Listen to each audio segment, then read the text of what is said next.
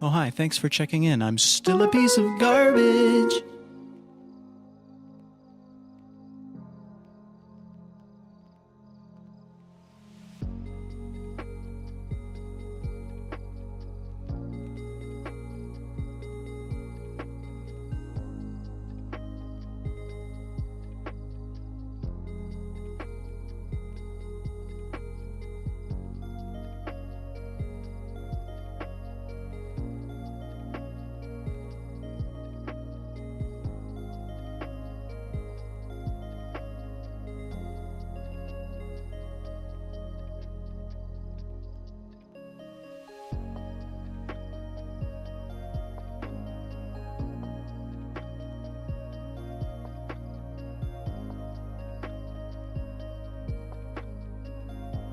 Oh, hi, thanks for checking in. I'm still a piece of garbage.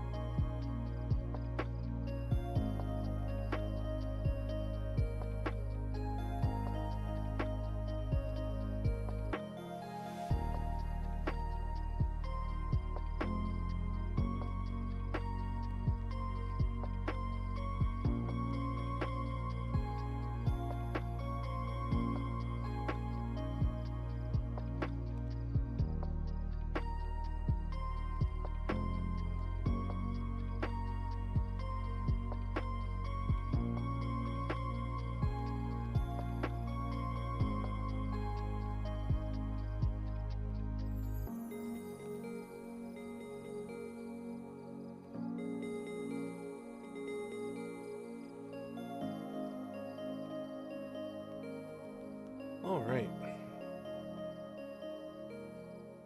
I am here. Hello, Shadow. Hello, Monkey.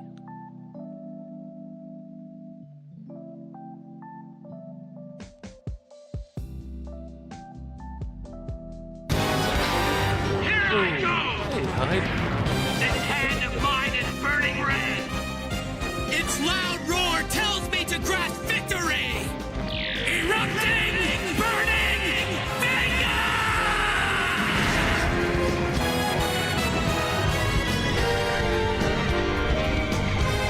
And now! He ends! Always a good way to start a stream. What's up, Hyde?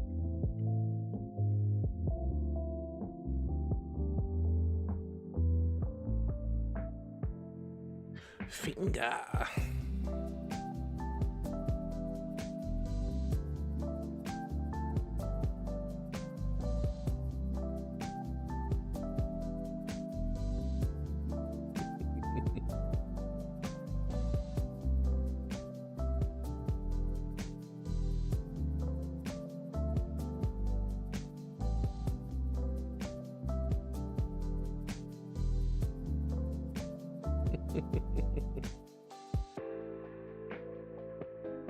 How we doing tonight?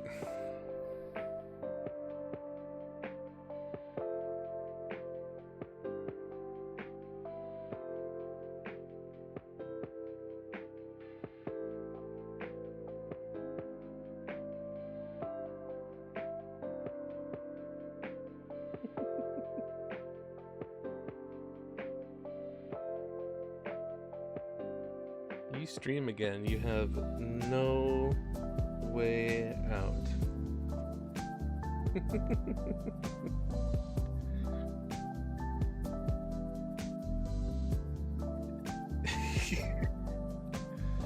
Get supported, nerd.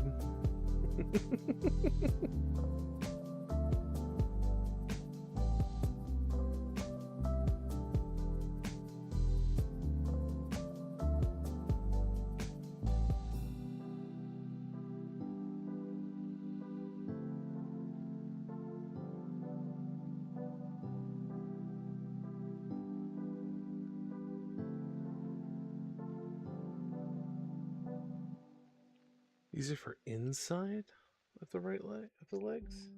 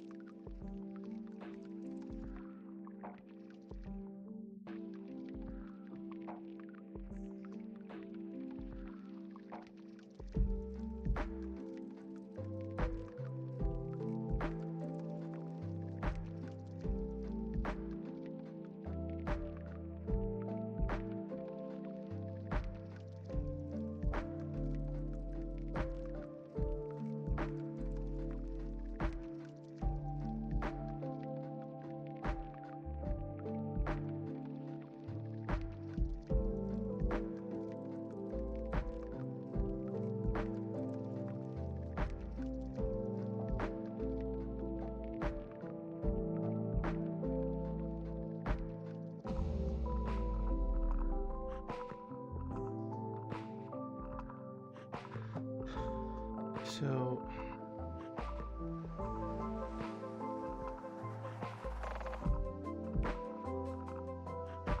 it would go. I think the instructions are confusing me here.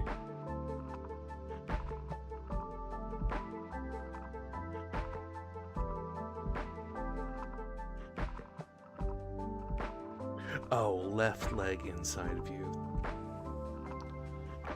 And then 49 inside of right leg 42. I understand. I understand.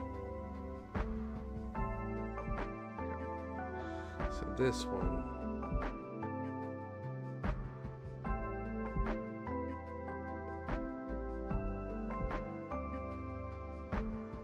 Goes like this. Okay. Honestly, I have been dreading this decal.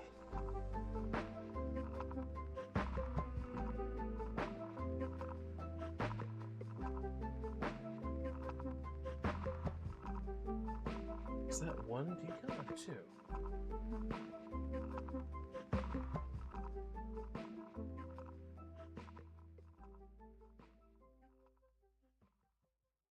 Like they're cut individually.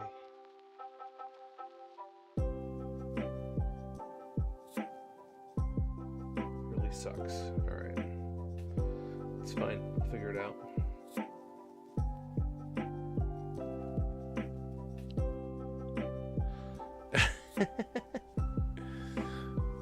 Definitely not. Turn up this light. The longer decals are a little bit more difficult for me because I tend to screw them up. Actually.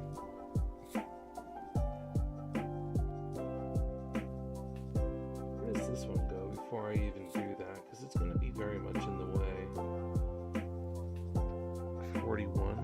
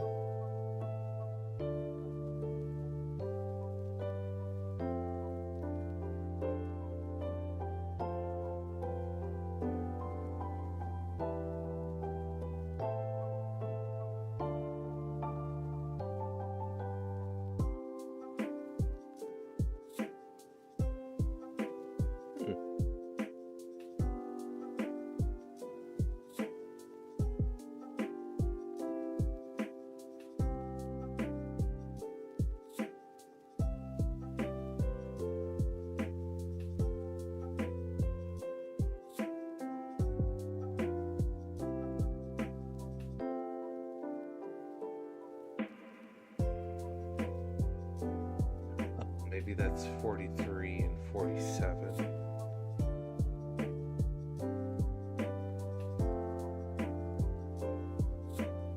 So these go on the outside. I see. Alright, I'll cut those out first.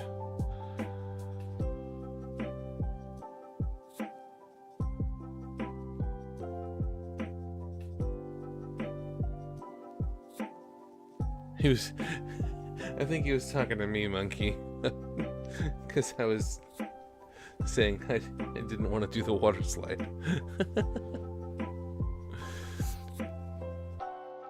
Someone builds, someone paints, someone does water slides. That would be kind of cool, but maybe a little bit tricky to accommodate. Unless everybody is working out of the same space. Must make sure that you do not appear here again. Bailiff, Einar! whack his pee-pee. What's up, Einar? Like the bigger $3,000 comms anyways. Maybe.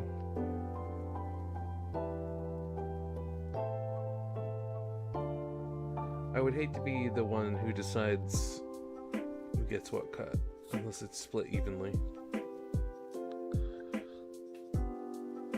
Tiverter.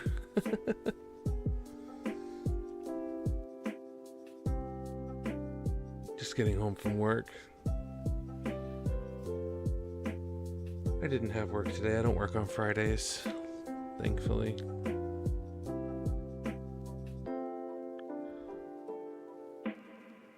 Oh.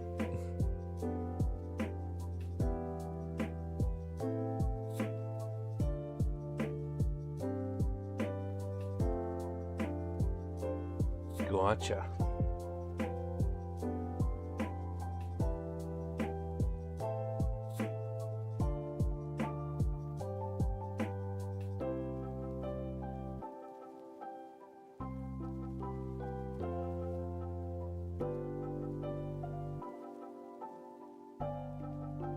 Awanar.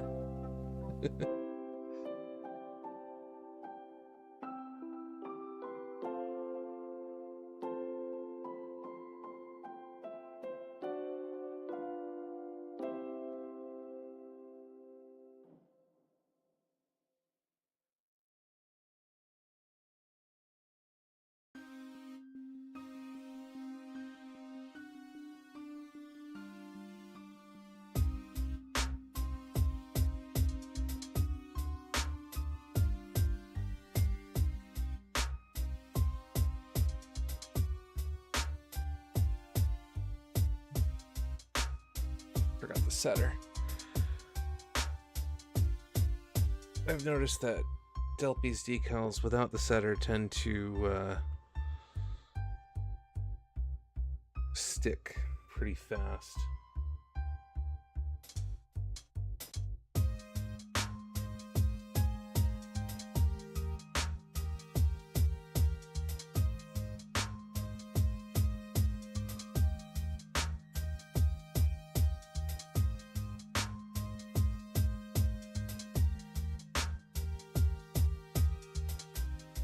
Let's see if we're gonna get, if shoutouts are working correctly. No? Guess not.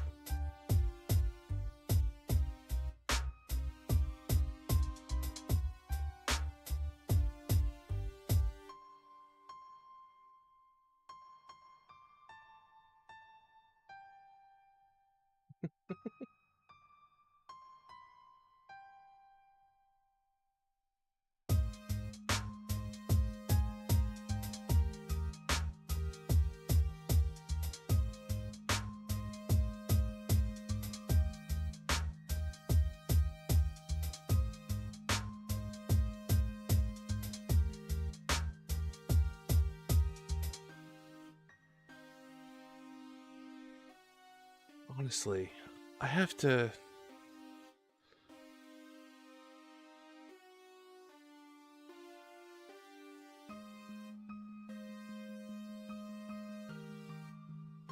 Quite literally. Go in and fix the shout out thing. Like every week. Hey, Resin. Oh, you got your sea moth back underwater? How did you do it?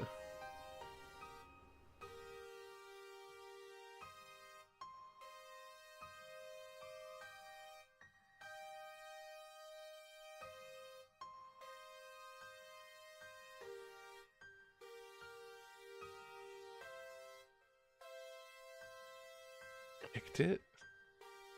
What do you mean you kicked it?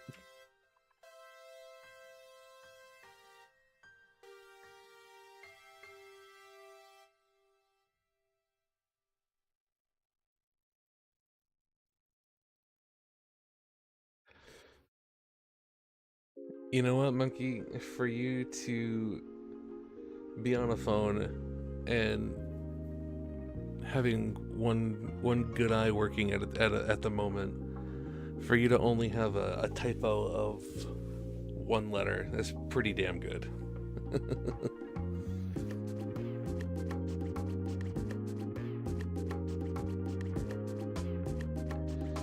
You have no idea how often I have to just retype my entire sentence when I type. On a keyboard, no less.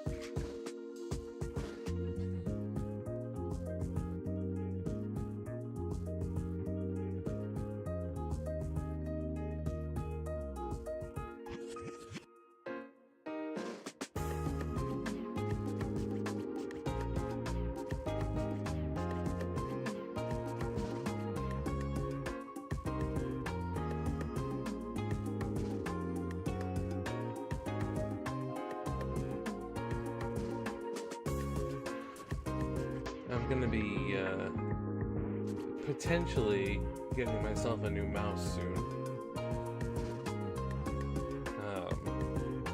Hey, Zaku.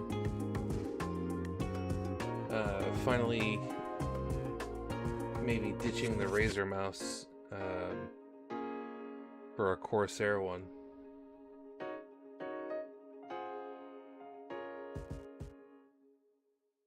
Hey, Dell. Because I Gundam base tomorrow. Hell yeah.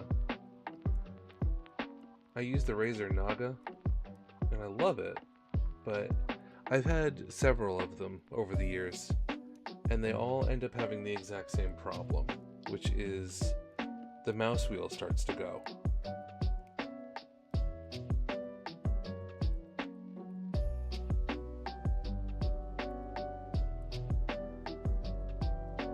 Need for Speed Underground 2.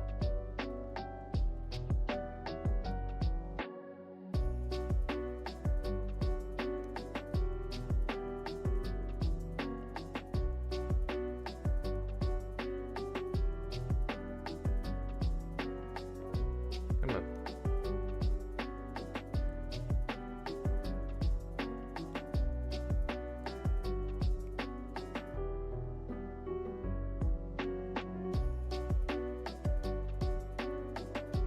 Damn it, I knew it. They are separated.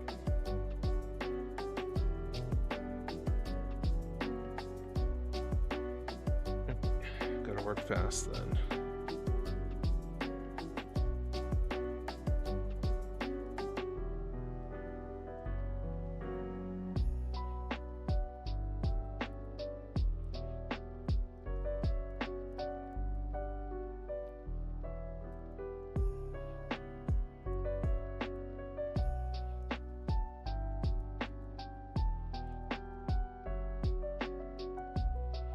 Yeah, if I understand correctly, the Red Dragon company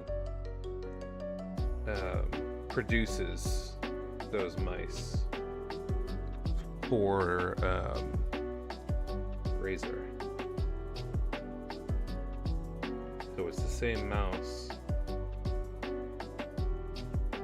with a different color scheme.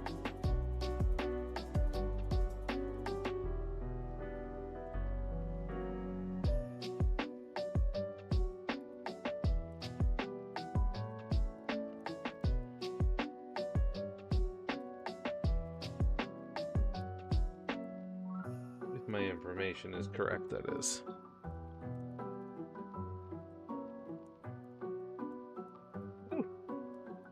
Perfect.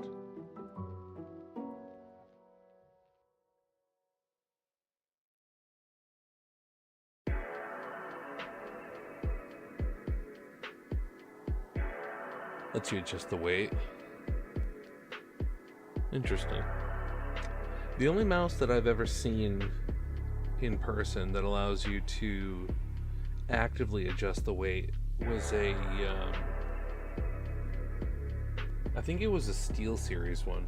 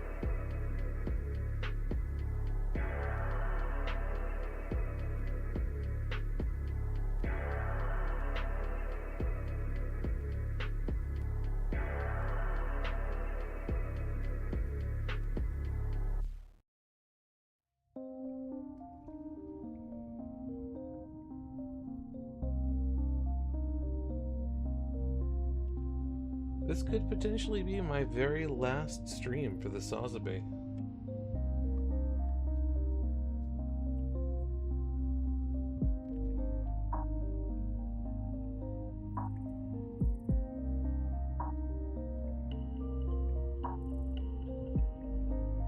I'm hoping it is anyway. I've got to get started on the monument.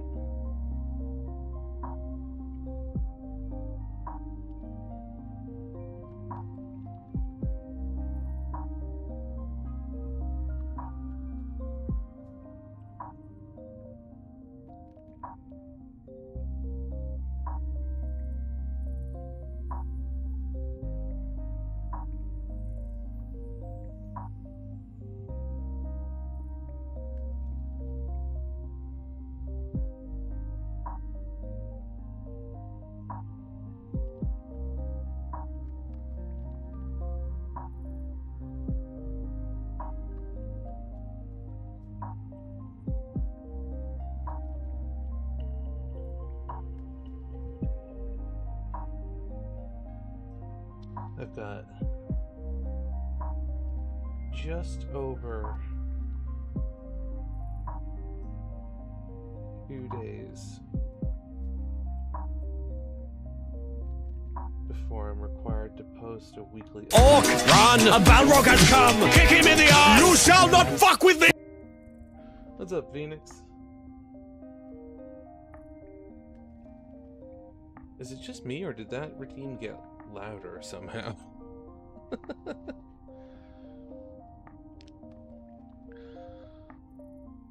That was loud, okay. I'm quiet. Are you here?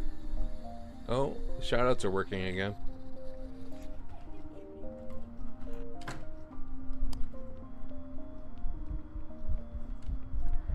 No! My God, that scared the shit out of me. I literally got into a corner in the laundry room, turned around just to see her running at me. Oh my God. No, I had to fix it because I know Einar has clips and it didn't do it for his.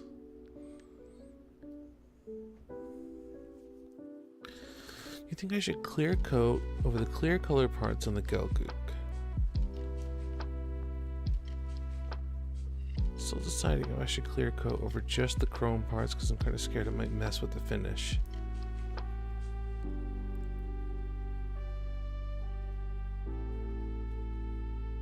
You should be fine, honestly. I wouldn't recommend clearing over the chrome. Unless you've already done it and it came out fine. Because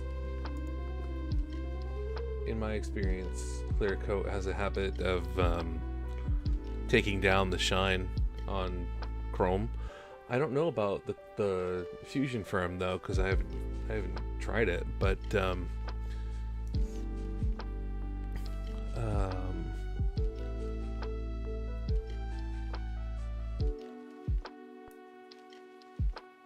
what should I do with them?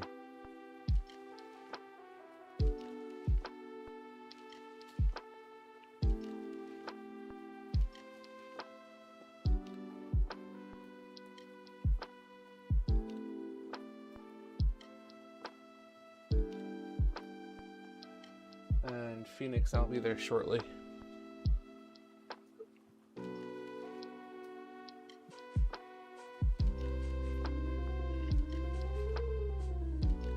What the hell did I do with them?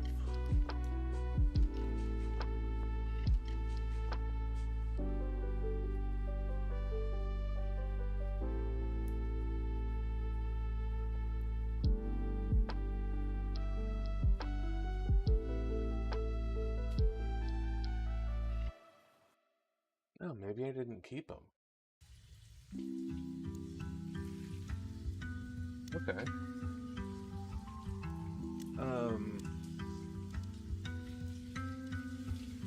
The clears go fine with clear coat. You should definitely. This is no Zaku, boy! No Zaku!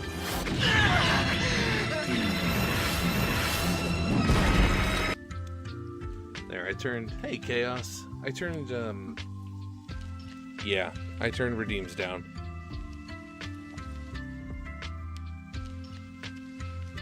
I think the mixer for the redeems got reset.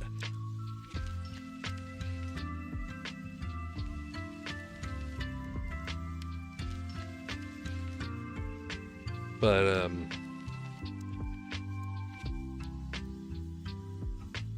before I was also, like, being quiet because Jamie's tossing and turning. Turn down for what?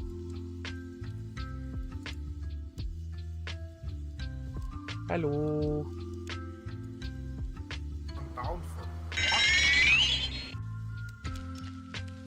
Craftworks. That is a nice looking blue. Let's get her on screen as well. Holy shit, she shines.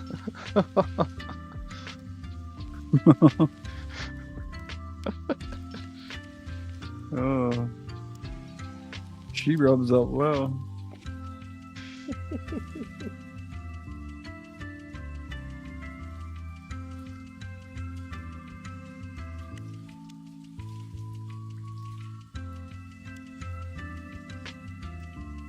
The Phoenix.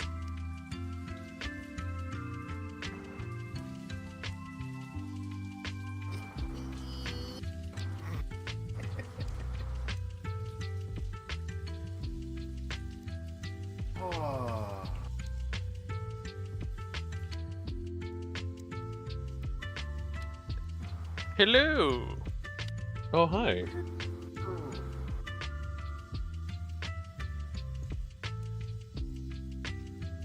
It's Amon Ra. What's up? You doing more competition building? I haven't started the competition one just yet. I'm trying to get the commission one finished first. But hopefully hopefully this will be the last stream for the Sazabi. Well, time to smash it out then. I'm almost done. Time to smash it out even harder then.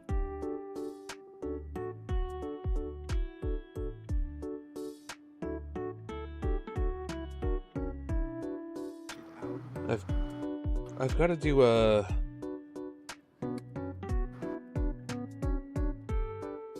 Aman Alaksunama.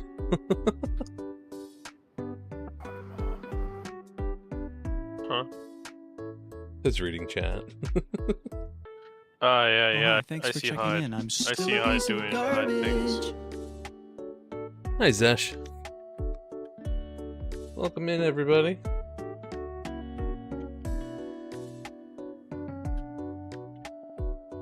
Doing decals on the leggies.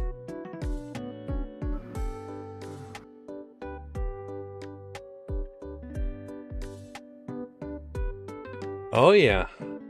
Almost done. Almost. Almost. Oh my god. What the fuck? Grammars.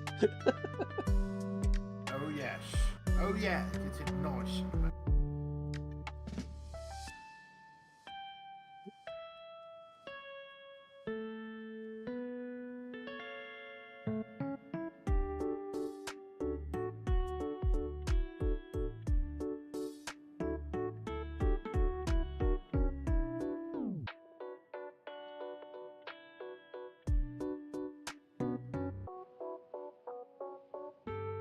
My stream's 18 plus, so why are you two making me feel like my stream just went up a grade in maturity? Christ. TVMA.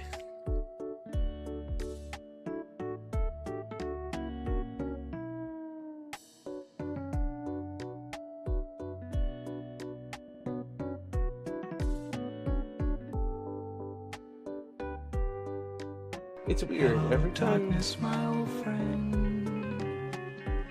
I've come to talk with you again. Craft works with a 45 stream through streak. Thank you.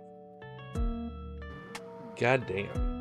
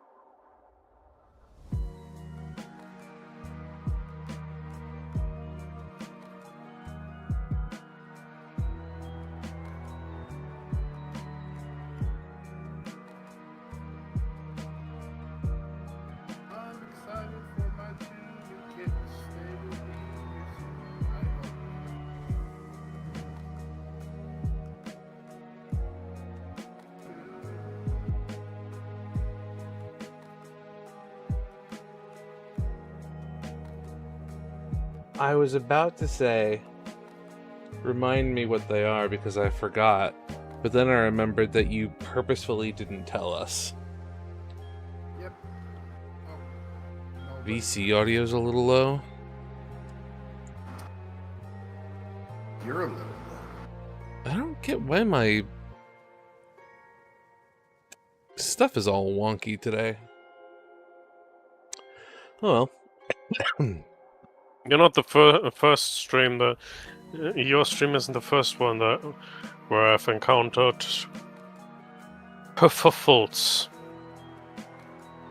What, today? And it won't be the last. Yeah. Interesting.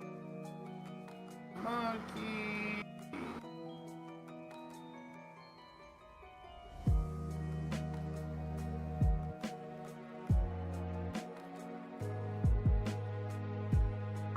What about Monkey?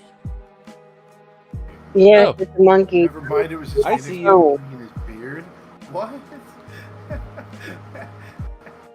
couldn't figure out why my phone was being an asshole. And then I realized I figured out why my Discord. So, why Discord and Twitch don't like my phone. Why is that?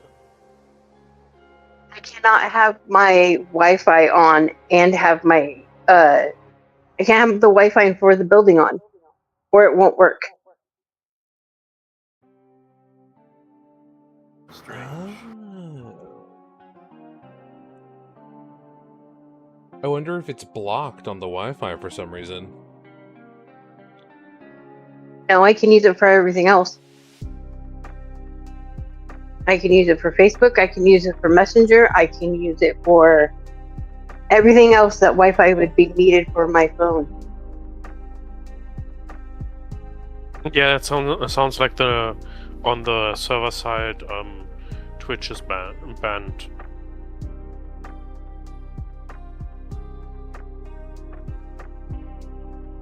Yeah, they might be blocking Twitch on the Wi-Fi for some reason. Maybe they had too many employees watching it on the company Wi-Fi. I don't know.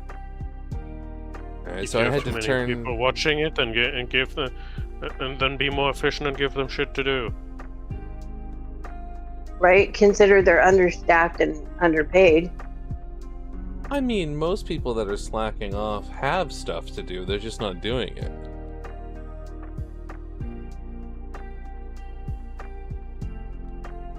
Yeah.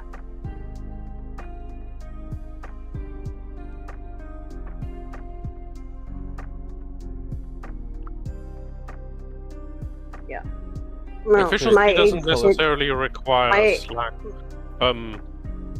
Not having anything to do doesn't necessarily require being a slacker. It can also mean that the system is so inefficient that certain areas simply run slower than others, and then you have both upstream a traffic jam because certain things need to be done, and you need to have an answer then. And the things can't be done before you have an answer for the first thing, for the prior task. And of course, downstream, you now have no tasks because of a bottleneck. Bottlenecks suck. So yeah, they don't need to be slackers. They can also just be living with a really shit system. I mean, both can be true. No, it's really bad. It's like, okay, so here how bad it is here. Morning shift, they get 3 aids per section, okay? Afternoon shift, they get 2 aids per section. And knock shift, which is overnight, they get 1 aid per section. I mean, it makes sense to have less on overnight, but I'm surprised they have less in the afternoon. I might clear the color parts for better reflections if that does a lot. Yeah, definitely do a clear over the color parts. Because A, you'll want to protect them. Knock shift. Knock B, shift, that means the knock shift overnight makes it aid look better. has 40 people to him or herself. That's a fair few people. Yeah, that's way too many for one person, as far as I'm concerned. Granted, hopefully, most of them would be sleeping overnight, but probably not half of them. But some of them, they have to wake up to change them because they don't know that they're incontinent, so they don't know that they went to the bathroom. So, you know. Captain Cork, super thinking about getting this kit tomorrow. You should definitely get this kit tomorrow. This is a wonderful kit.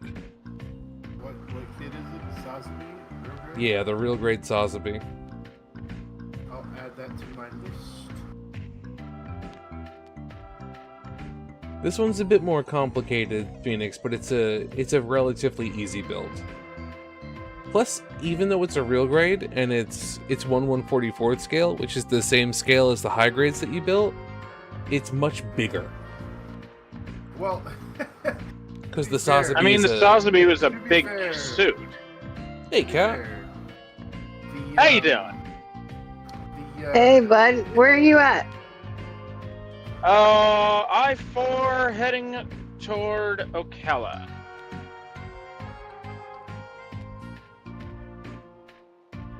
What were you saying, Phoenix?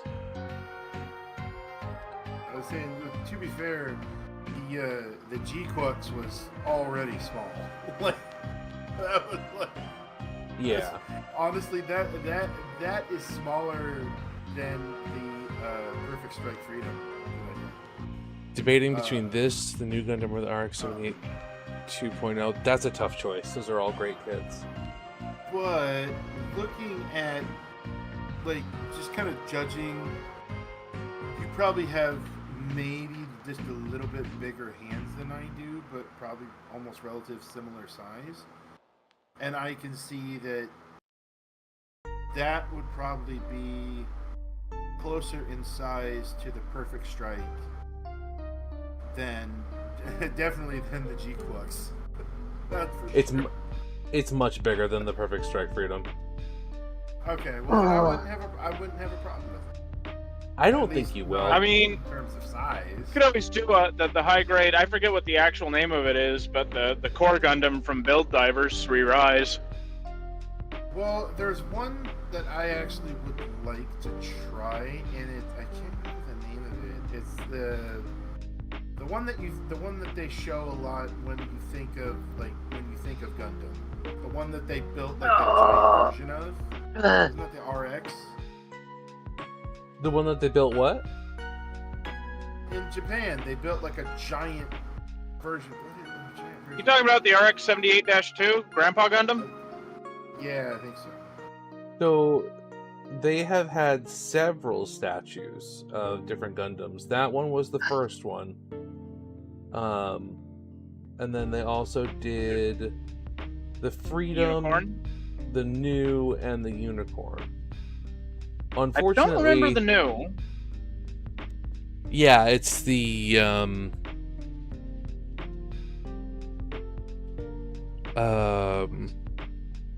one with the big the FF one, the one with the big singular fin funnel. Oh, okay, yeah.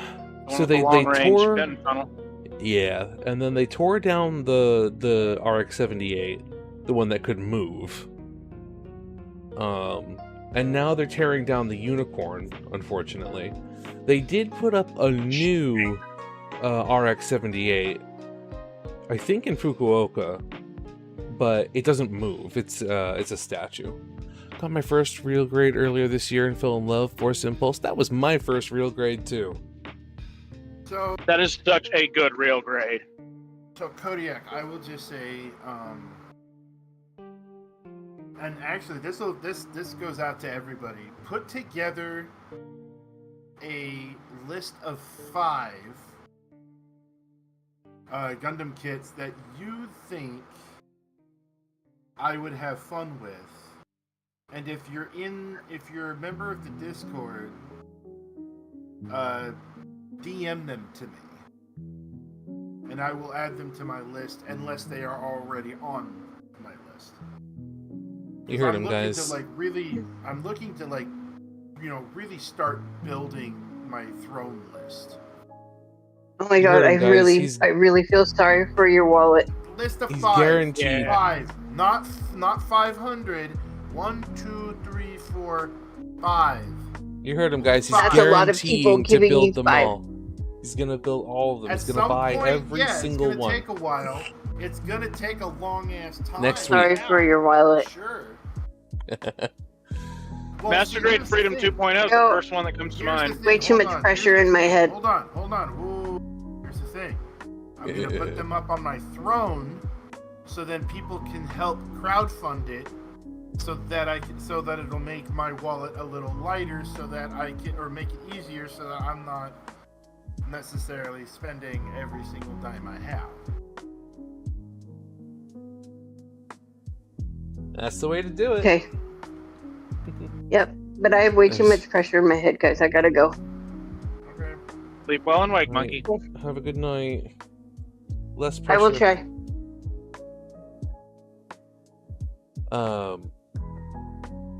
I know, Felix, I was only kidding. The Force Impulse ended up being a lot of people's first real grade that I've spoken to. RG Zeta, best it wasn't my gunpla. first, but it was I know definitely you're joking. I know you're joking, Craftworks, but I actually do really like that kit. Definitely not a beginner kit, though. I'm personally a big fan of the real grade Strike. I've built like 4 of them. The second most hated real grade of all time? I really don't understand why. Like I said, I enjoyed the hell out of it. I've built like 4 of them. A lot of people have issues, massive issues with that inner frame. I mean, as long as you're not ham-fisted, it's really not that bad. I mean, mileage can vary as well on real grade kits. Like, I had a really bad time with RG Zeta build's character. I find fans of metal structure. I've never built a metal structure kit. They look cool, though. The Freedom 2.0 is absolutely one of my favorite kits I've built as well. It's just absolutely a dream to build, and it looks great on the shelf. Fair enough. Wait, which one? The Master Grade Freedom 2.0. Oh, yeah, that's my favorite Master Grade. If I had to say favorite, it would actually be the Destiny Blast, Extreme Blast. That's really, really surprising. Why? Most people don't like the Destiny Master Grades. Oh, hi. Thanks Honestly, it was a fun build. You know what? I was about to... Hey, Hobbycore. I was about to put the Extreme Blast box on camera, but then I realized, I remembered, you won't see it. I have it... Actually, like, I'm tapping it with my foot right now. And it's sitting at... it's sitting up against the... Strike Freedom full burst mode. I have not had the displeasure of the full burst. The displeasure? I don't know what you mean. I kind of have like one of the. I don't like the Strike Freedom. I don't. You don't like the kit, or you don't like the, or you don't like the suit? The mobile. I don't like the suit. There's a couple of things that just bother me. Like the torso-mounted cannon makes absolutely no freaking sense. Why not? The entire premise of it is you have to leave yourself wide open to fire it, and there's no variable to it. You can't adjust your angle of fire without moving the entire suit. That's where the M500 Balianas actually had a significant advantage over that. I don't know. I like the Freedom better than the Strike Freedom. I mean, think about it this way. The Strike Freedom is a much different style of fighting than the Freedom, right? The Freedom is close range, high mobility, right? With the ability to fire a massive fuck-all shot long range. The Strike Freedom is designed for medium to long engagement, because it doesn't really matter if you're left wide open, because the Dragoons are going to keep the the enemy away from you. Question: If you need to. When was the strike freedom first created? Not in the law. Well, then what do you mean? Oh, do you mean like how old is the kit? As a concept, not just the kit. As a concept. So In the strike anime. freedom. You're both sick in the head. Hey, Once no. I figure out how to transform back So the your strike freedom is the upgraded freedom. not So that hungry. the freedom is from Gundam Seed, and the strike freedom is from its sequel, Gundam Seed Destiny. Yeah, and when would that be? What year? Oh, that's a CE good question. 76. He said 76. You say?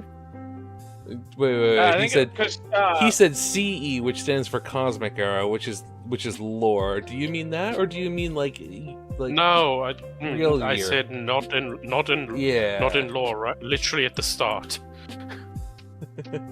No, literally year. Freedom would be 2002. Strike freedom would be 2004. Yeah, that sounds to me like with the long-range Hulk torso Yeah. cannon. 2004. That sounds to me like a Warhammer model was knocked off, because that is very, very orc. Hey, new. Big It fucking actually Hulk cannon. harkens. It actually the torso cannon was not something. It existed in in Seed as well. The Aegis technically still had a torso cannon. I mean, Universal Century suits had it as well. Yeah, fair. I was just asking whether we're talking whether the this 80s. was whether that would be 80s or something, because then it very definitely is a Warhammer thing. Yeah, Seed Destiny was 2004. Num. Yeah, 2000. Yeah, I didn't know anything about them at that point. And I've never watched the originals. I only watched the remasters. Hey, you watched the remaster. You got to see Kira fuck Flay. Yeah, don't remind me.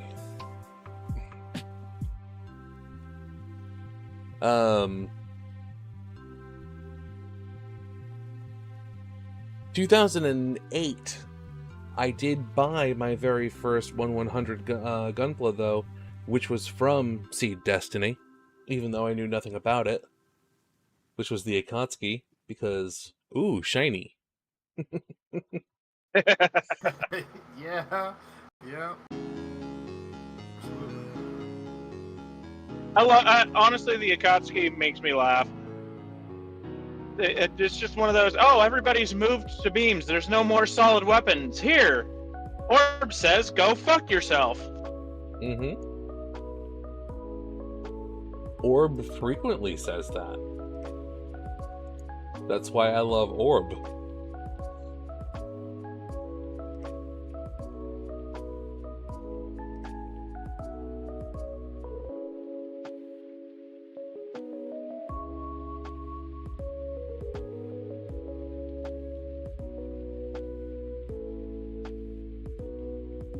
Remember, humans have the highest throw strength of every living thing on planet Earth, and we still determined that was not enough. A bootleg for Seed on DVD came on 3 DVDs. The quality was to be desired. You're doing good. Good. How's your Fenrir going?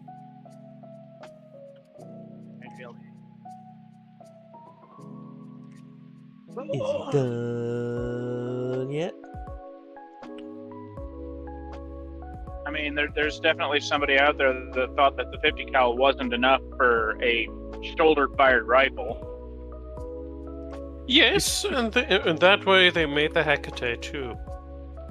Oh no, I was going to say the 950 JDJ. The 9. So building weapons, nice. Yeah, but the 950 JDJ is inferior to the Hecate, including in the ability to dump firepower and dump energy. 38,000 joules of muzzle energy is absolutely the highest I've ever seen from a civilian acquirable weapon. Yeah, fair enough. A civilian. We're talking 14.5mm anti-material rifle. Yeah, I'm not talking anti-tank rounds. I'm talking that this is still, for some odd reason, considered a sporting rifle.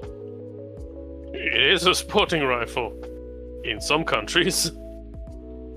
I consider that thing an HVLD. That is? High-velocity lead dildo. What the fuck? Have you heard of the Davy Crockett, aka portable nuke? Inch. Oh god. Yeah, it's not a Davy Crockett, but oh well. I say, they mounted those Kodiak, things to this is a 3,800 grain round that is just shy of an inch in diameter. Going on Mach Jesus. Yeah, going down the range at Mach Jesus is right. And most of the time, they're not even actually made out of lead. They're made out of brass or aluminum. Well, Yeah, because quote-unquote it's portable. I mean, I've seen them shoulder fired. Kraftwerks, if it's not being dropped from a plane, I would consider it portable.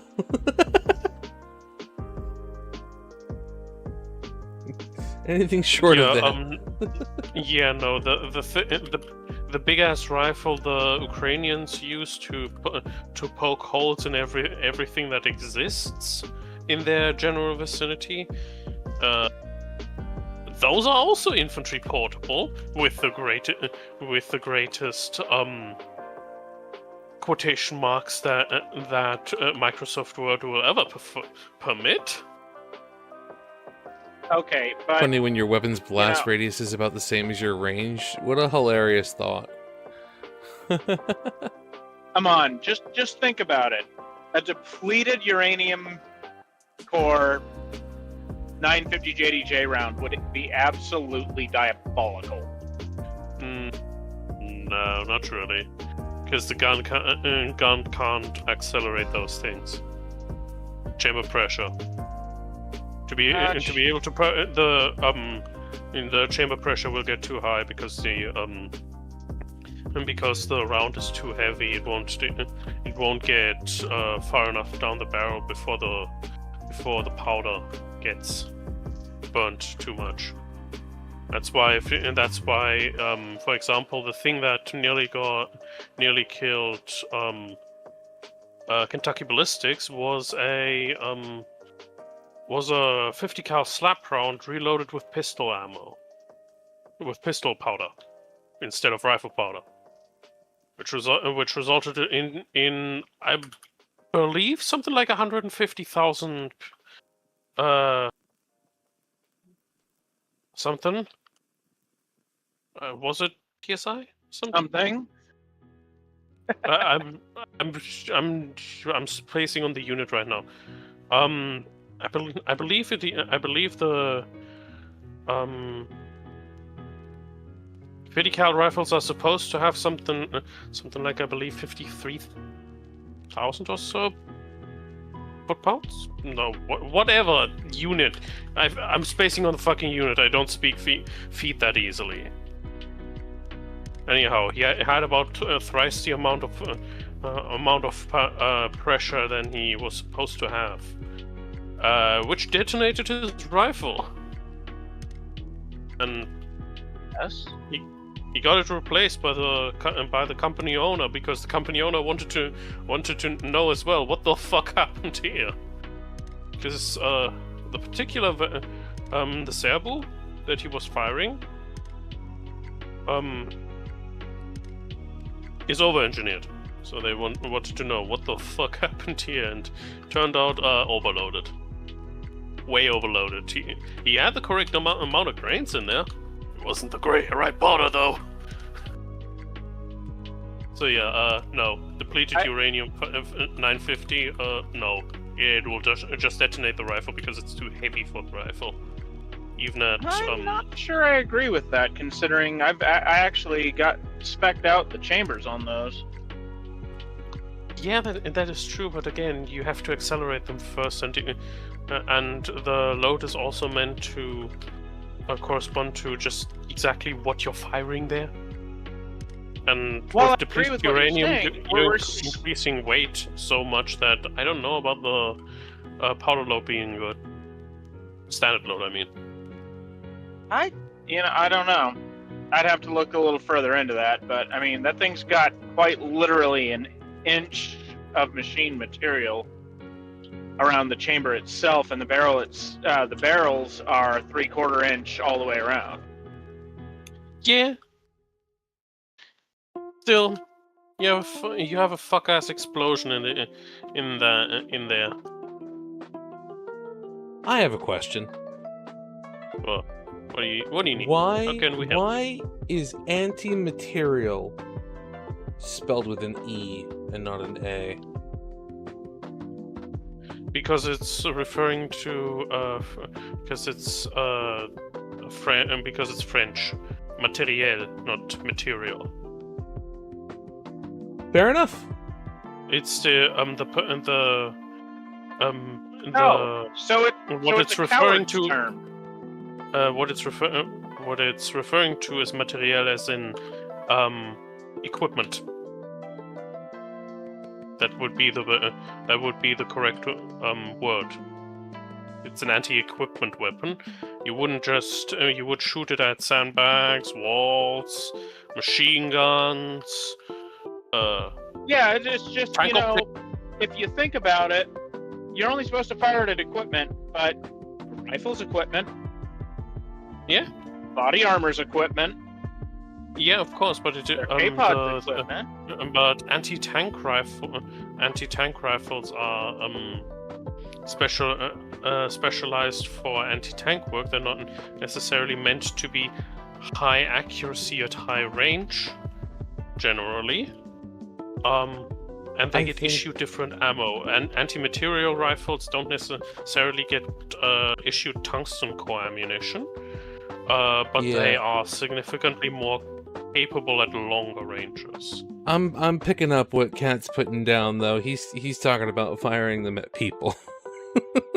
Yeah, I know he is. I know he is, but that's the thing. That's also actually, why that's anti-material, if anything. I mean, a person's body is made of material. Yeah, it goes. Military doctrine, material and material is something's made out of, and material in the sense of military equipment isn't the same. But yeah.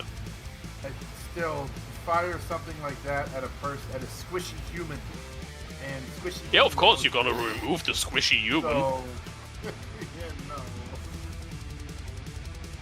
I do believe the first recordable instance of this was actually one of Napoleon's soldiers. I don't want to know. So you know how there is a piece of armor that has a fucking cannon hole, cannon round went through it. You know how normally that was English armor. They put a straight hole through the soldier in particular. But the concept of anti-material rifles is actually older than tanks specifically, because you would use those big game hunting rifles. There were specifically muskets and later breech loading, but still early rifles, high caliber for sniping, and you would not just shoot them at people. You would also shoot them at cannons to break the wheels, so the cannon can't be controlled anymore properly and aimed. I think. What were you gonna say, Kodiak? I think Kodiak. I know, Shadow. So you know how normally I listen to these lo-fi playlists, and I'm just like, huh, this lo-fi mix doesn't belong in here because it's not from like the theme. This is the first time I've gotten one that's like just a metal cover.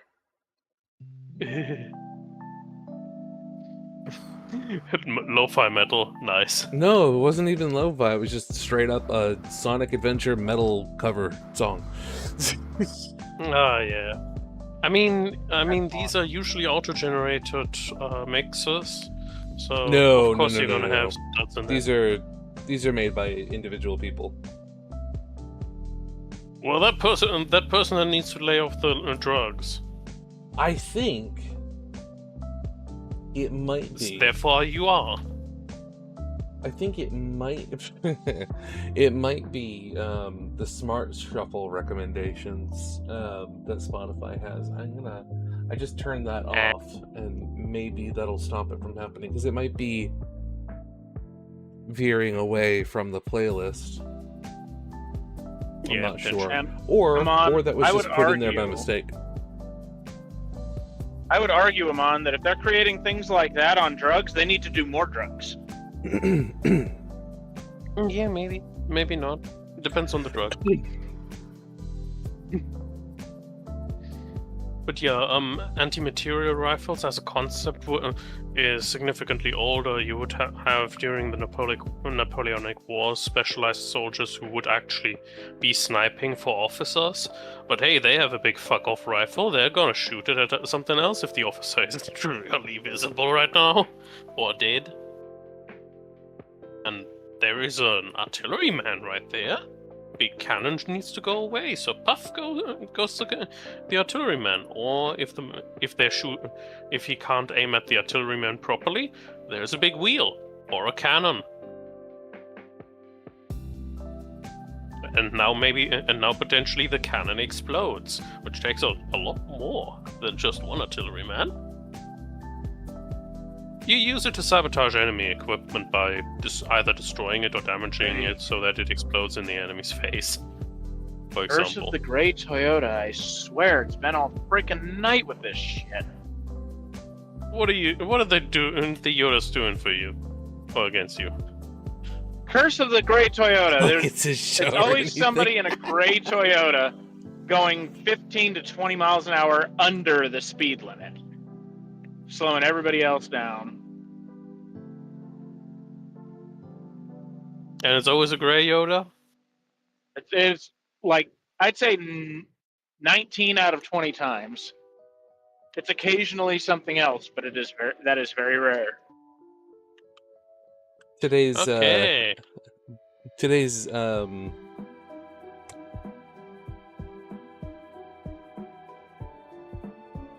autism show instead of gunpla autism show. Yeah, it's gun autism, just not with the plastic involved. It's a placeholder for the. So I think I'm going to go hunting for rabbits, but I think I'm going to use the 30-06. You want to pre-fricassee the rabbit before you skin it? I mean, if you hit it right, you don't have to cut a slit. You just grab the skin and pull. I'm more thinking you might actually explode the rabbit. Actually, you do the loop-de-loop and pull. Too. And then your shoes are looking cool. Yeah, you're not supposed to use 12 gauge slugs to hunt birds. If you hit the birds, there's gonna be a lot of feathers and nothing else. I would say it's more of a challenge. That too. For hunting bunny girls, what the fuck? Run, Shadow! Run away! Yeah, Why? Is this required right now? Oh boy. Based on your response. Smoke around in. Okay.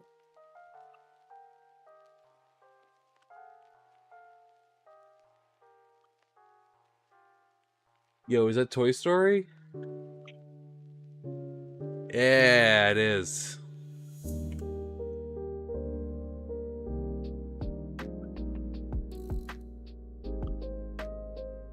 So we were watching the first couple of Toy Story movies this past week with Jamie, and it reminded me, watching Toy Story 2, that I used to really, really like the Toy Story 2 PlayStation game. And I kind of want to see if I can find it and stream it at one point. Oh, I'm sure you can find it. You just don't need to tell Twitch on what platform you're playing it. Twitch doesn't care what platform I'm playing it on. I'm not making them any money. You can play on my Mystery Mouse Cthulhu. Oh, no. God damn it.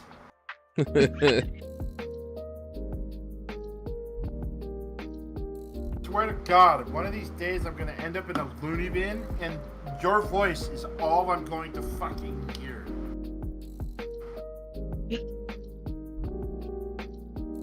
Sure, he'll be very proud of that. Say yeah. Don't encourage me, please.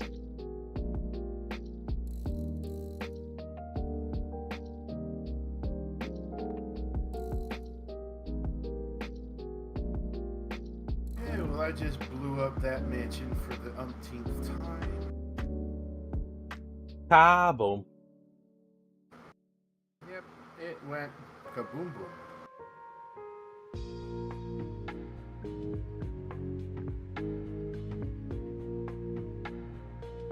I need a responsible adult. None of those here. Don't think you're in the right place. Yeah, you're SOL. Bad, Mickey. I I am a responsible adult sometimes. Depends on the person. Mouse lawyers are already on their way. Adult. I'm kind of a responsible adult if I just learn to pay attention. Well, that's a lost cause. But that's then. not ever gonna happen. So sorry.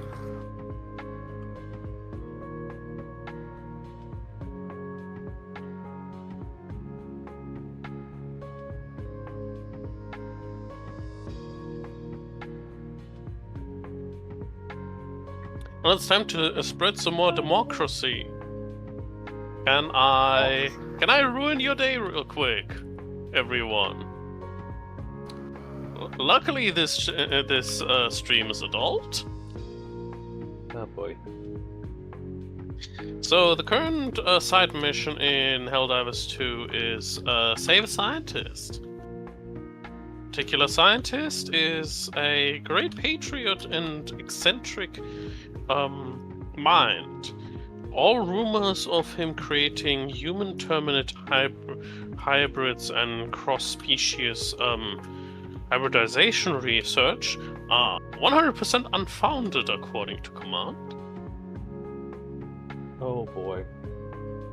They have given us a side mission where we can save a scientist, so you can create all the things the furry community has already made about the game. Christ.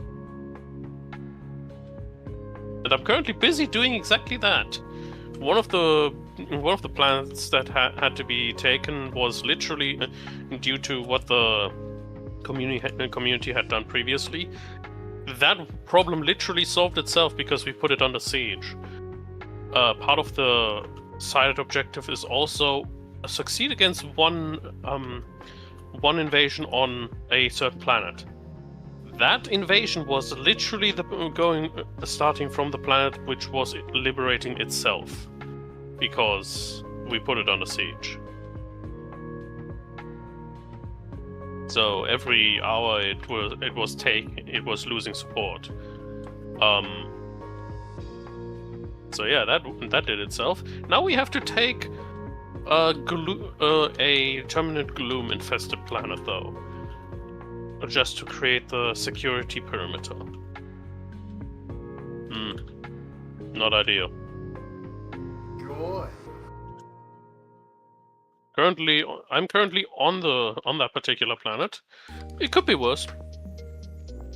Progress is extremely slow because most of the community is working on the major order, which is fine. But for once, I can say that there is no bullshit going on with the enemy faction. It's just normal bugs. And my weaponry is more than capable of dealing with that.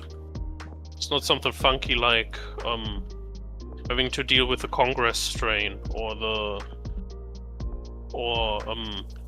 exploding bugs. Something. Somebody should mod in the Needler from Halo. Would definitely be interesting, especially interesting to see how they would implement that in the coding. Well, we currently have something else going on. I'm sure it's possible, but Have you seen the thing that was announced today? The thing? They are. I know that they're planning on incorporating Warhammer into it. Yes, they announced that they were, and there's a Warhammer collab, which means next month there will be Warhammer content. Roughly, I approximate 2 to 3 weeks, and then it'll be there. Usually they release new war bonds roughly around the mid of a month on a Tuesday. Why is that, Shadow? What happened?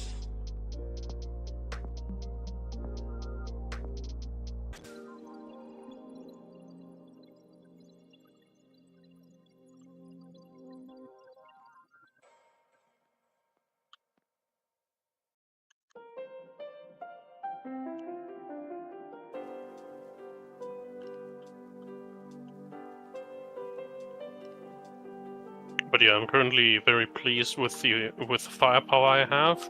I have a high fire rate submachine gun with medium penetration. It absolutely obliterates the bugs very effectively. Even. The submachine gun from the currently newest warbond, it's that one.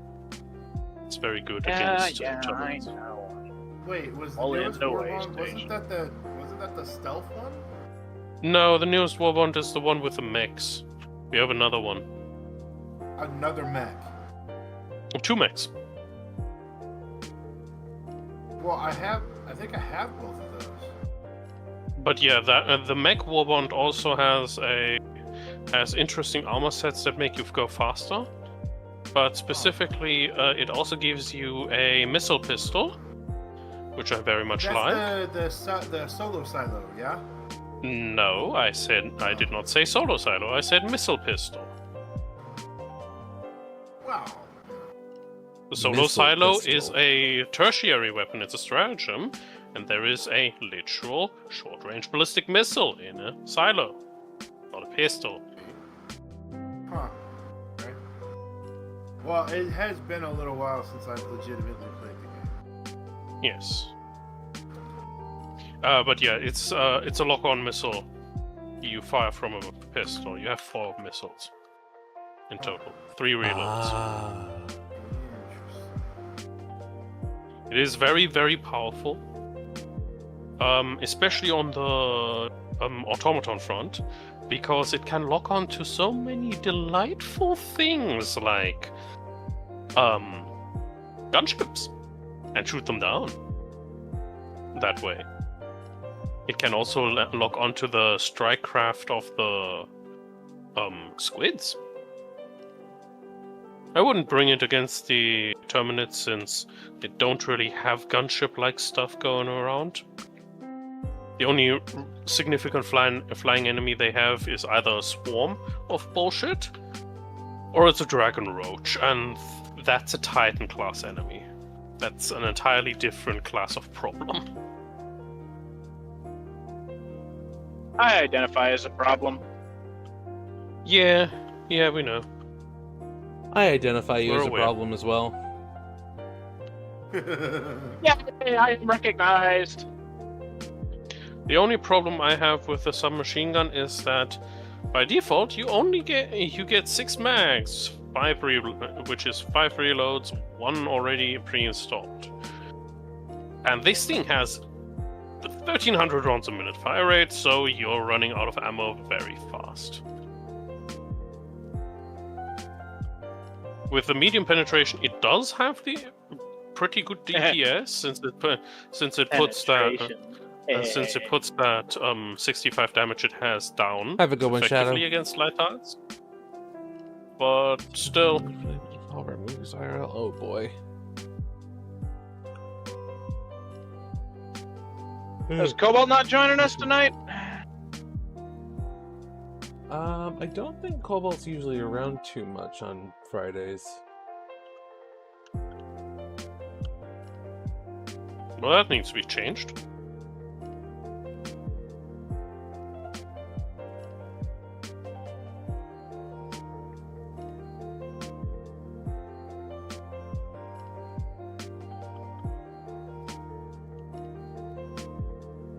I can message him, ask him if he wants to hang out. I ain't that worried about it. Oh man, I just saw the DM that I got from Shadow showing all the different colored parts from the build. That is so good looking. That green is crazy. I can't wait to start doing mine.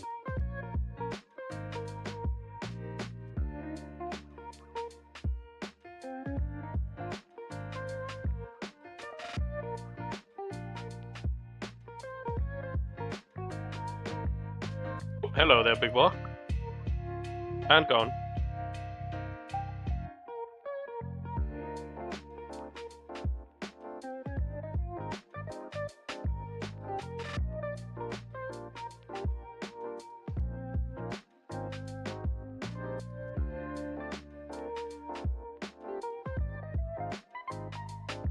Cobaltius.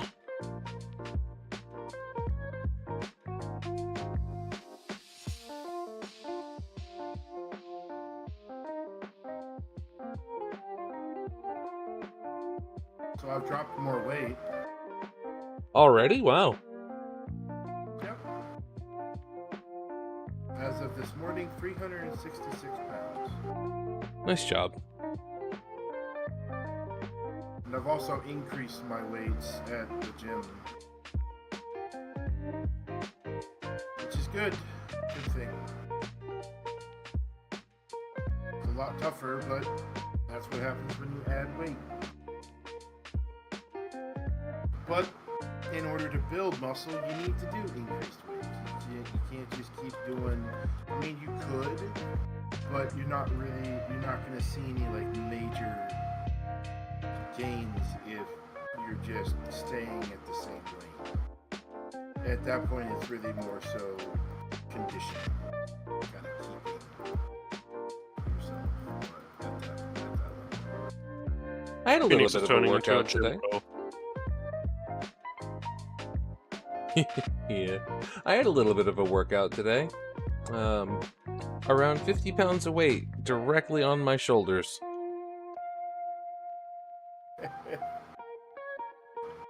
Giving a piggyback ride? Oh yeah. Is that one of his favorite things now, or? He's getting used to it. He'll stay up there for a while.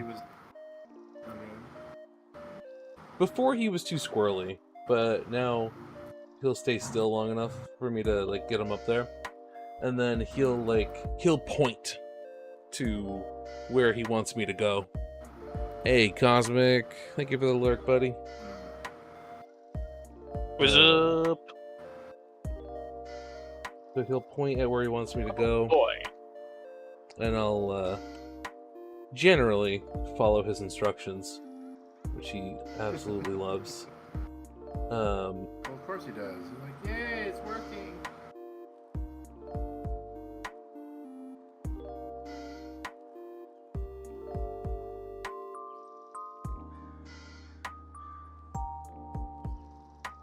And then after a while, he'll tell me to get down. And then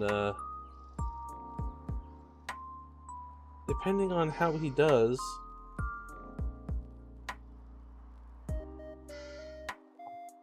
Ah, shit. Pick him up again after a while. Because what I was doing was, we went to Best Buy. Because my wife. Is there also a West Buy? Since there's a Best Buy? Yeah, it's right next door. It's called Savers. I was gonna say it's called Walmart, but Well, I mean, you're not wrong, but at the same time, I kind of make a couple purchases there. Yeah, especially the ones you're not attached to. Well, you know, I go to Walmart because that's where I buy my. It's for me. It's cheaper to buy the protein powder I use and the multivitamin I take. It's just cheaper there. Whereas if I some went to like, protein for you, big boy. No. No. Tease. Absolutely not. But so like if I went to say like any other place like GNC or whatever, it would be like for the multivitamin alone, it would probably be closer to like $80 to $100, and I can't afford that. Huh? And the protein powder I use would be like exhaustively expensive. How much multivitamin? Yes. Let's go with that. How much of that are you buying? Multivitamin, I bought For the price point that he just mentioned at GNC, not as much as you'd think. GNC is the place that am I people supposed go- to think of a tube of fizzy tablets or something? GNC is the place people go when they want to buy that kind of thing and don't really care about how much they're spending. It is not a very cost-effective store. Like, we have a GNC in the mall where I am at, and then down the street from the mall we have a vitamin shop, and the prices at Vitamin Shop are like a third of what they are at GNC for the same thing. So the multivitamin. So for the multivitamin. Multivitamin, you were saying it too. Multivitamin. For that, at Walmart, I bought 2 bottles of like 90 chewable tablets for like $40-50, I think. Which is cheaper than going to GNC and buying 1 bottle of like 50 tablets for like almost $100.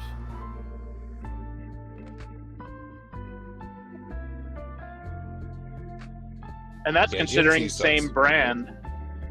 Yeah. I'm currently struggling. The exact same brand. The exact same. I did a comparison of this because I looked around a little bit. I even went to Safeway. And then a couple like actual legitimate drugstores. I think one of them was Walgreens. Are these full spectrum vitamins or are these? They're autism spectrum vitamins. Well, yeah, I assumed that much, but No, they're not. They could be. it could be dinosaur vitamins. Hey, you leave the dinosaur vitamins out of this. They did nothing to you. What I are didn't do dinosaur nothing to vitamins? them either. Flintstones chewables? Yeah. Hey, Flintstones all those. Flintstones chewables are what I'm taking.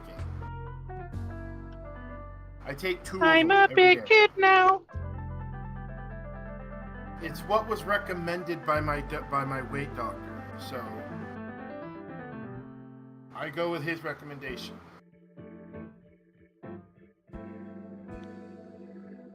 I mean, if they're Otherwise, cheap I'd enough. probably. Otherwise, I'd I'm probably. just wondering what kind of vitamin C's are because that sounds like a lot of money. That type of vitamin is a full spectrum vitamin. They have just a little bit of everything in them. Except I think the Flintstones ones, there's a regular one, and then there's one that has like Hold on. either extra of something or something that they're normally missing, like iron or something. Or it might be like B12 or something. I'm not sure. I know there's 2 different versions, and one of them has something the normal one doesn't have. So the I just don't remember what it is. the one that I have that was recommended by my doctor. These are the ones that have extra iron. Because it is iron. Okay. Iron in weight loss is having a little bit of extra iron is not a bad thing when you're trying to lose weight. It's surprising how many multivitamins don't include iron. Mine doesn't have iron in it either. I mean, having enough iron isn't exactly hard to do. It is if you're anemic. If you're anemic, you buy over. If you're anemic, you can buy over here a special juice blend. They are very expensive, but you will not. But by the time you've drank something like your 3rd bottle with proper daily dosage, you will not be anemic anymore. Well, some people are permanently anemic. Like my wife, she has to take iron every day, forever. Yeah, fair enough. That must hurt. That kind of iron. I mean, there's also, of course, something like kale. Eat more kale. Seriously, eat more kale. So kale is good for you. Especially when it was freezing temperatures for about a week by the time it was harvested. Then it's really good kale. Make a stew out of that. Put some ground meat and some onion into that. Roast the meat and the onion. Then dump the kale onto the roast. Yum, yum, yum, yum, yum, yum, yum. Very good indeed. You put also some potatoes in there, and a stew sausage. German specifically. recommending something other than schnitzel.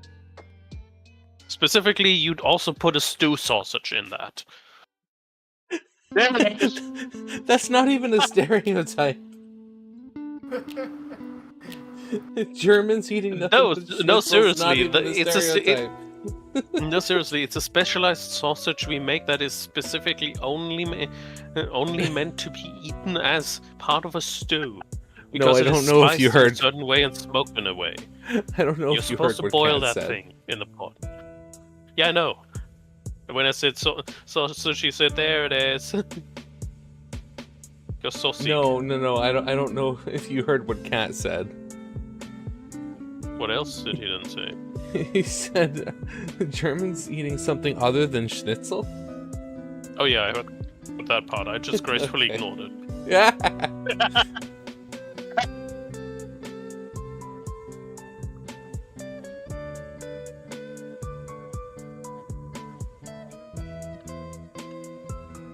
Listen, I went to the German D-Pack quite a bit back on Masuri Street. It was pretty consistent. Let's leave it at that. I mean, schnitzel is cheap. If you're using the right piece of meat, you're getting mainly a cheap piece. You're mainly using a cheap cut, not a good cut. The proper schnitzel is the one that's not made of the proper meat, but of the meat you can afford.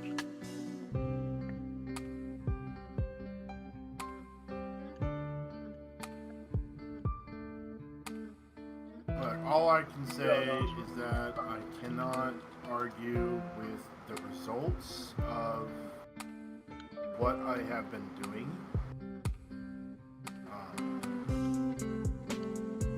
And I'm gonna keep doing what my doctors recommend.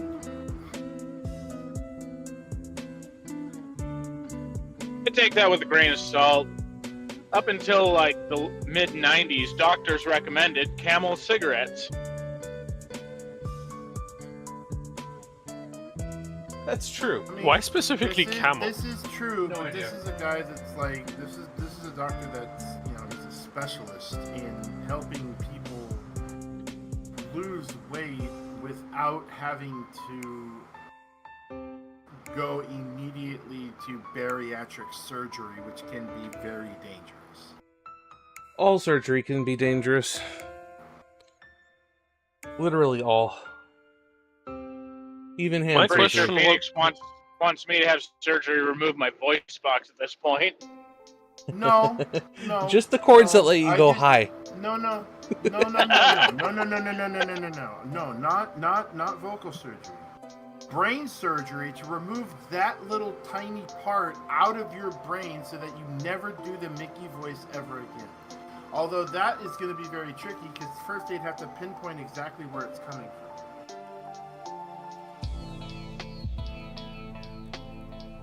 And I don't want to. It's a little bit of shock I wouldn't therapy wanna so that put- you forget House of Mouse. And then he discovers it again, and he starts all over. You're up.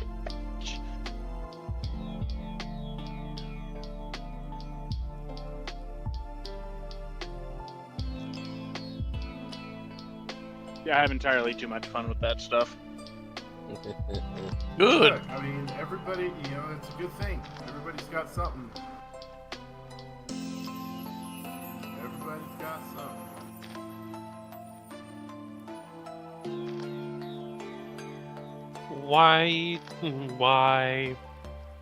Why did this guy bring a fucking mortar? Because fuck you, that's why. It's funny. It's not funny. It's not funny when you're fighting a bit near melee only faction and the enemy is meant to constantly rush you down. Or try But to do so. consider The this. automata constantly tries to target the guy that is nearest to you, meaning you are getting hit. But consider this, Amen. It could be funny. Funny is a matter of perspective. Which is why I don't ask for other people's perspective on whether it's fun or not to be barraged by an automatic mortar.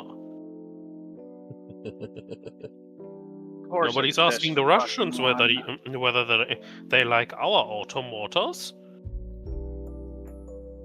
We only No, they've got Ladas. Yeah, but they don't have Rheinmetall's remote-controlled automotors. That's what we give the Ukrainians. They love them. Nobody asks the guy who's getting hit by it, though.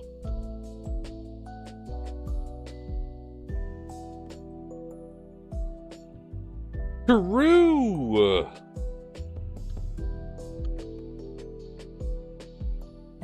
Yeah, the the mortar sentry in Helldivers 2 is just simply a it's just simply a Rheinmetall automatic mortar for a remote controlled one. Oh, let's see. Same mechanism, same everything. For the head. No decals for the head. I don't know about that one. No decals? No decal? Oh, no decal. Honestly, No dicky? I mean decal? despise that pronunciation. What? Of decal? Of decal, yeah, decal. I find it funny. Do you find it kind of funny? Do you find it kind of sad? I just find it funny. Are the dreams in which you're dying the best you've ever had? It's a weird world. It's a mad world. I don't even know what you're referencing there, but It's a song. The song Yeah. Mad World. Mad World. You don't know that song? That's a great yeah, song. no, From the movie Donnie Darko. It's a great song. Actually, It's the not- know the original was movie. from- I don't know It's American not movie. from that it's movie. From, Tears for Fears did the original. It's not from that movie. It's just in that movie. I don't know American It's from movies. that movie, so I am not wrong. No. Oh, guys, but something that came to mind again. What do you think some of the fears that Lovecraft had were? What was he afraid of? My guess would be The cosmos. dark. No, the dark. No. Jesus. Well, He was afraid of the fact that he was slightly Welsh. He had nightmares over that. He had wouldn't nightmares you? of the color he had nightmares of the color magenta. don't we Because all? because it is a vibrant color that cannot exist in the normal in the normal light spectrum, as the colors that make it up are on opposite ends of the color wheel. Yet we can see it, and it is very much a color that exists. Good thing he didn't know about purple. Oh, he did. It was also scary, but he was more scared of magenta. And air conditioning. He was afraid of air conditioning as a technology.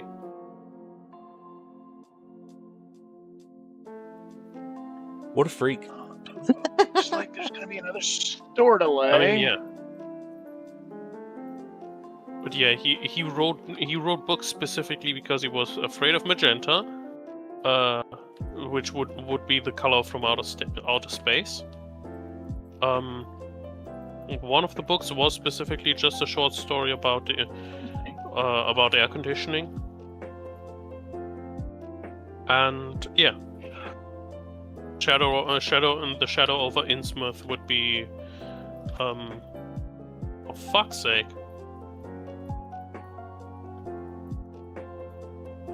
would be the fact that he's slightly Welsh and he's afraid of being Welsh. Or was afraid of being Welsh. Shadow over Innsmouth is about being Welsh? Yeah. Alright. It was about I his will fear of return, being guys. I'm gonna have to call dispatch. Yeah, unfortunately. Have fun.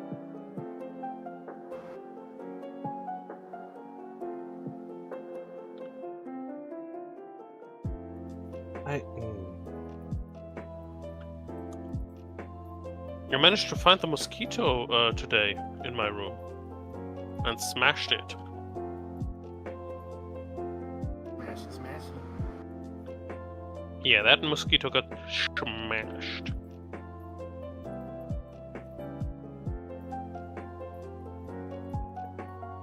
Mid-air, even.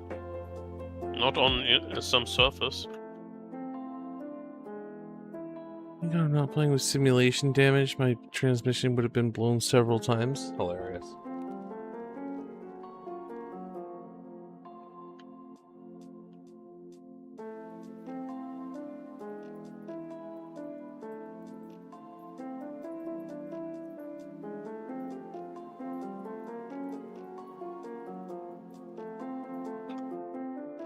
Ugh.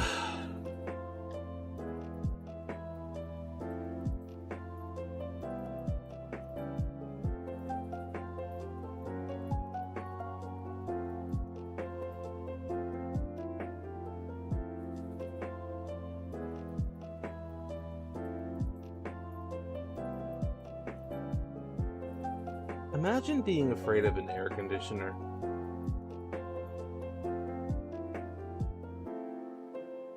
Well, he also believed that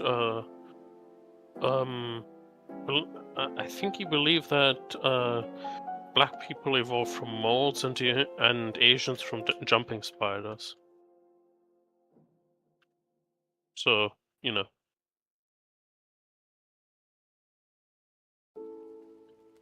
He was a bit cracked out even for his own time.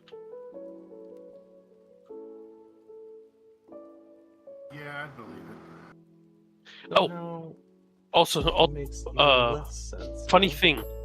Did you know under Otto von Bismarck's doctrine, Germany was not supposed to have colonies like France and Britain. Downshifting from 5th gear to 1st gear while braking from over 100 miles per hour for a sharp turn. Yeah, good thing. Oh, it's not a real car. Good thing it's not a real car. Yeah.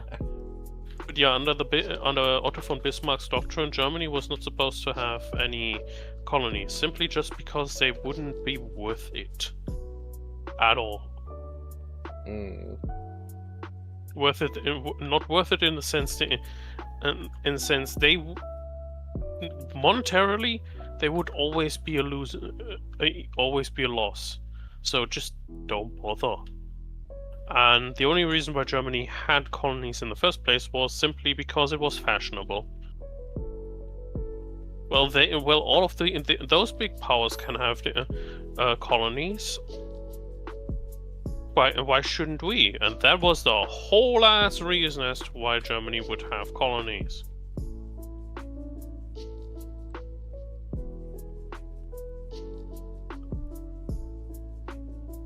Because everyone else did.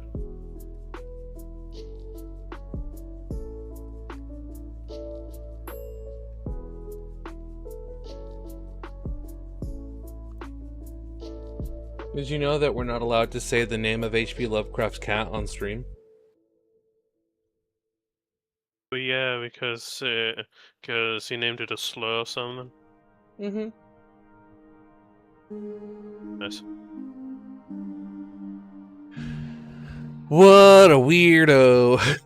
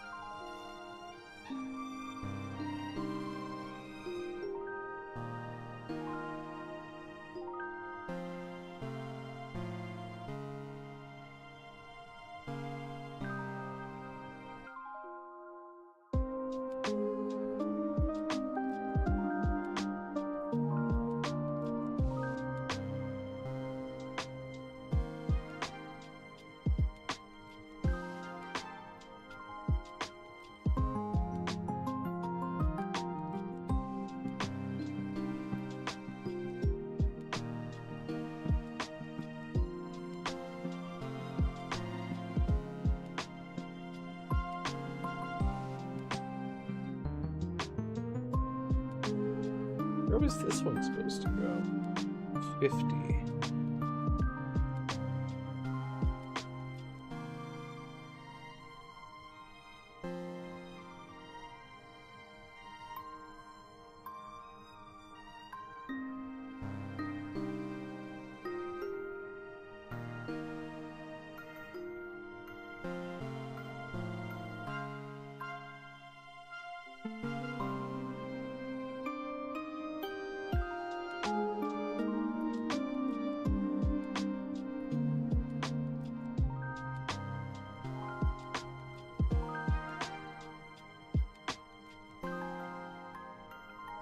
Huh, I'm not seeing it anywhere.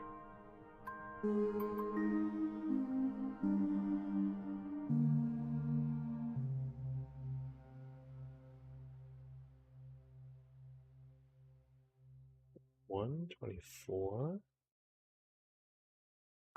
4, 28, 21, 1.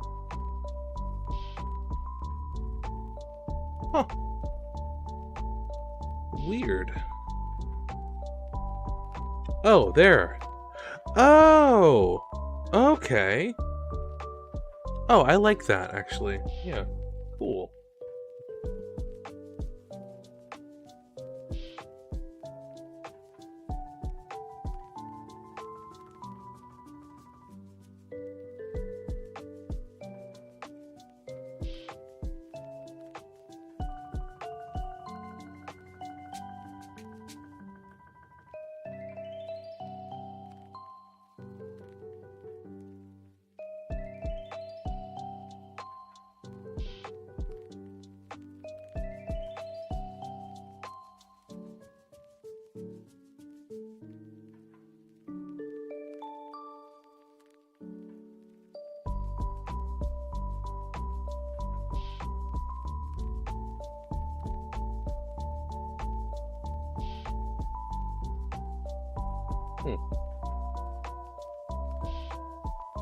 Got something interesting today.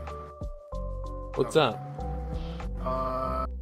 Thunderstore has mods for Schedule 1. Oh yeah. Anything and good? They are. Oh yeah, they are quite fun. One of the mods is a backpack mod where you can actually level it up to the point where, like, you start off with like a rucksack that's got 8 extra spaces. But you can upgrade that. You can, as you upgrade, you can get a bigger backpack that holds, I think, like one of them that has like 40 extra spaces. And such. Okay. Another mod is you can basically there are like 2 or 3 different places on the map that you can build dispensaries. I mean, they're prefab, so it's not like you actually build them, but like you can unlock and build them or have them built, and you can sell like your drugs from those dispensaries. I think it's mostly just pot, but I'm not 100% sure.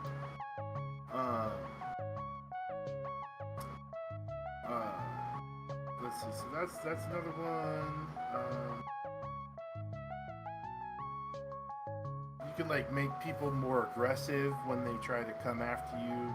Once they've gotten addicted to something, it's like, I need my fix. You make them a little more aggressive.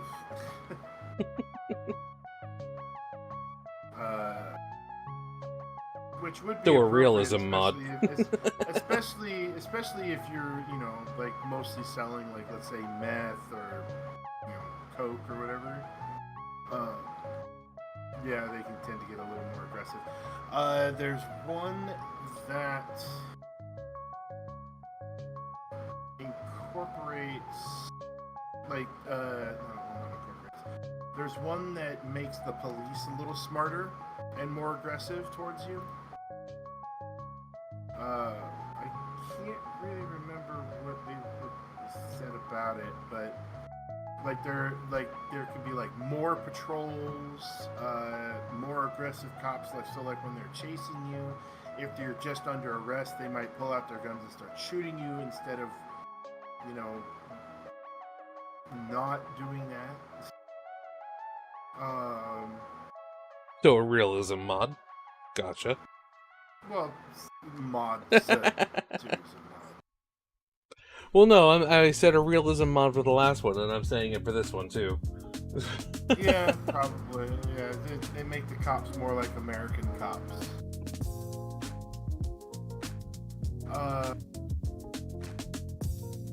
There's a mod where you can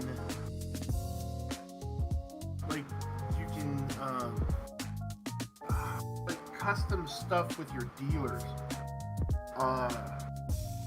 Like you can make them a little bit faster. You can increase or decrease the percentage of what they would take. So you can either give them, because normally they take about 20%. You can actually change that so that they take you can give them like 40% or 10% or whatever. But you can also fire them. That's part of the mod. Okay. It's kind of like micromanaging your dealers. Oh, I see. This all one, just with your phone, so you don't have to talk to them. You can keep tabs on them, stuff like that. You're like, hey, you're not where you're supposed to be.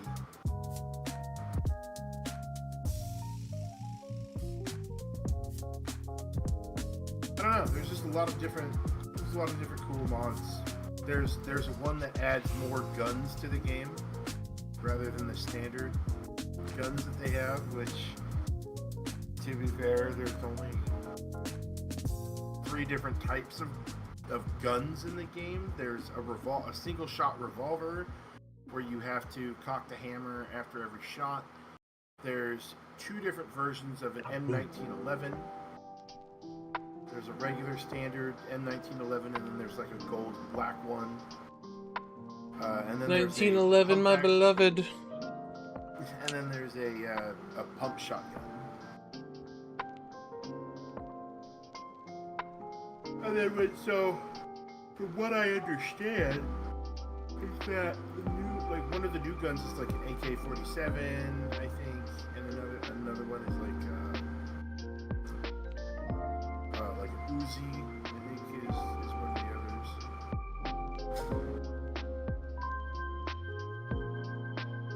I don't know. There's some quality of life mods.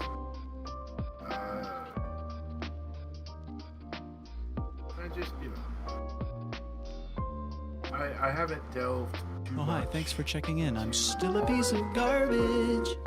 Yo, okay. Oozing that's a new gun. Oozing? That's a new gun? I guess it kind of maybe sounded like I said. Yeah, it shoots the ooze from the first Power Rangers movie. It's all purple and extra sticky. Yep.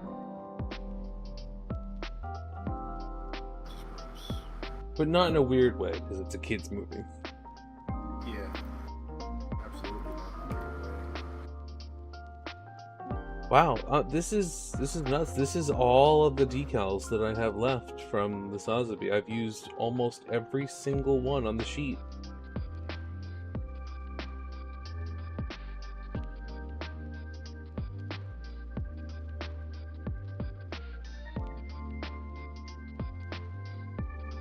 I think I want to put this one on the leg.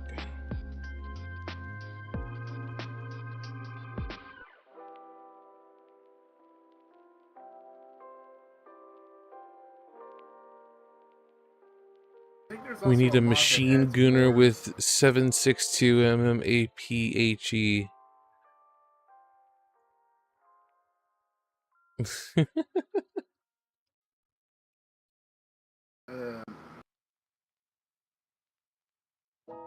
I think there's also another mod that like makes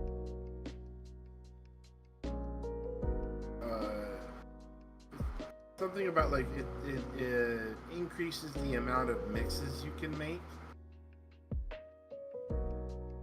Because I think right now there's only a set number of various mixes you can make throughout the game with the 4 different drugs that you can make. Wow, I'm dumb. Why? What decal is this? It doesn't have a number on it. It's literally a speck of fucking dust. That would be called. That's a decal. It's called dust. A dust cal. Dust cal. Duskull. The Pokemon. Duskull.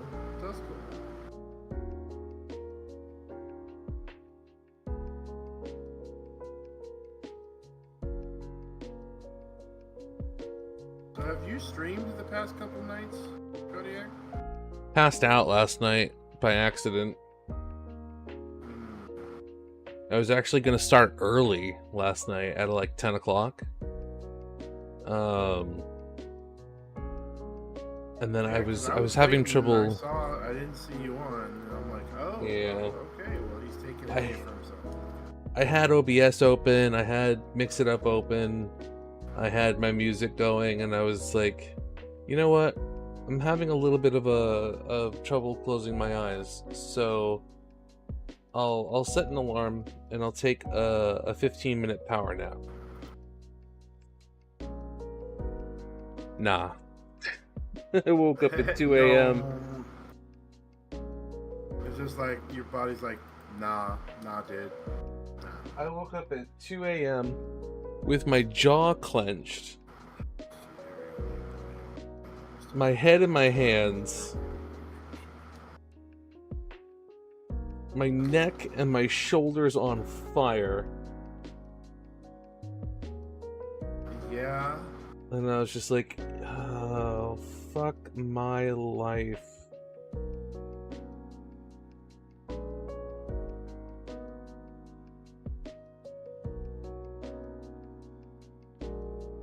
So I took some ibuprofen and went to bed.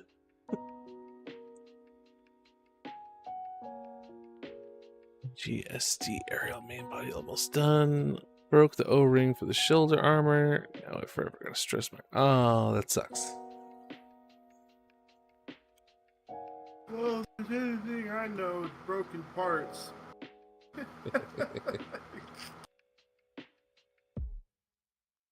On my very first one. So, Your first of many. first of many. Yes, yes, yes. My only problem now is that I'm gonna end up running out of space.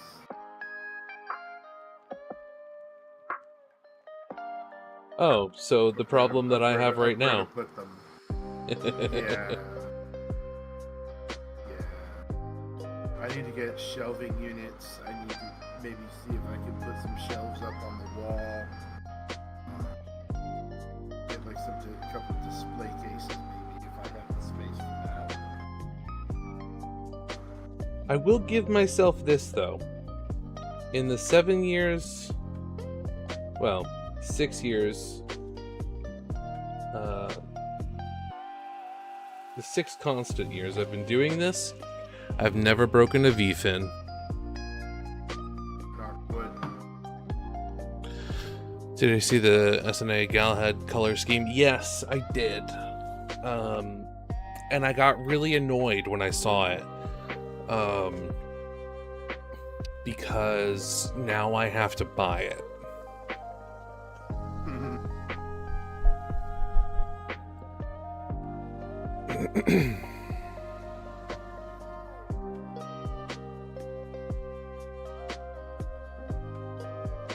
Yeah, and it's a really nice color, so there's also some gold on there, just like all the other Knights of the Round kits. The 2 kits that I have are now in Washington. Yeah. Ooh.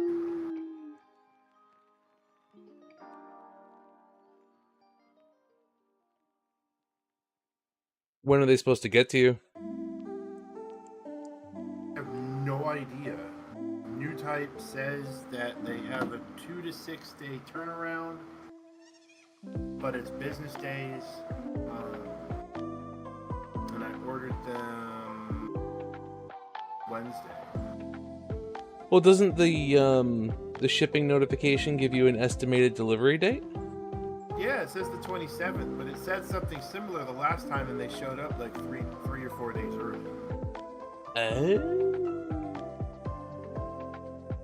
So, and I think the only real reason why it took as long as it did was because I had made the order on a Friday. And yeah, it makes sense. My assumption is that it was kind of late when I made the order, like past 4 o'clock, I think, or around 4 o'clock in the afternoon. Okay. So, I mean, I still got the notification that the shipping label had been made, had been printed, and all that. But I didn't get any notifications like Saturday or Sunday. But it, other than it's being shipped. So, and then Monday, they're like, oh, okay, well here you go. They're at this location. Oh, hey, great. So I think it really just depends on when you order kits from New Type. Oh yeah, when you order, they big. also added the shipping. The regular shipping is like $9.99, which I think is a little steep for regular shipping, but whatever. That is very standard. for I could have these types of shops.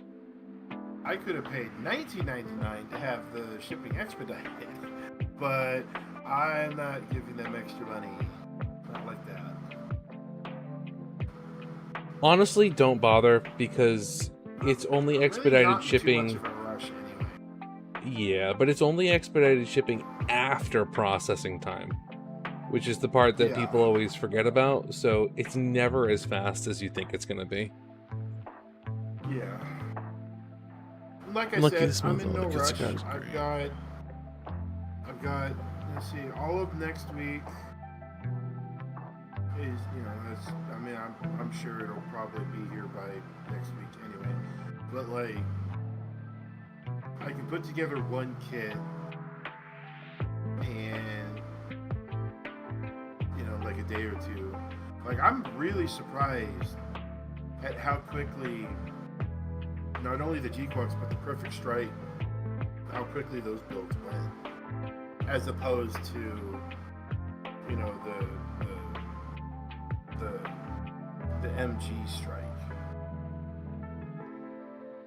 Yeah, so far you've only really built kits that are on the more simple side. Even the Strike Freedom. Your recommendation. Yeah, well, even the Strike Freedom is more of a simple kit because it's not like overly complicated. There are some that'll take you a few days, most likely, and some of us, myself included, tend to like the slower builds a little bit better, because it's a more involved process and the build lasts longer. Well, that's kind of what I'm looking for. I mean, of course, I didn't know what to expect when it came to, like the high To be grade. fair, it's high grade. Well, yeah, he also built the Strike Freedom Master Grade though, as his first kit. Which I think, honestly, I would like to continue just building because I like the size of it, and I like, it was a little complex, especially for the first time kit, but it was a ton of fun.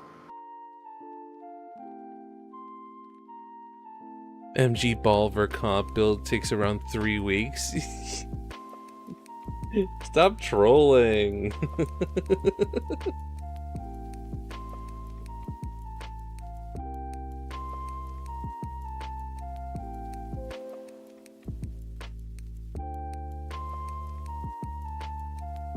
Balver comp probably takes like 2 hours.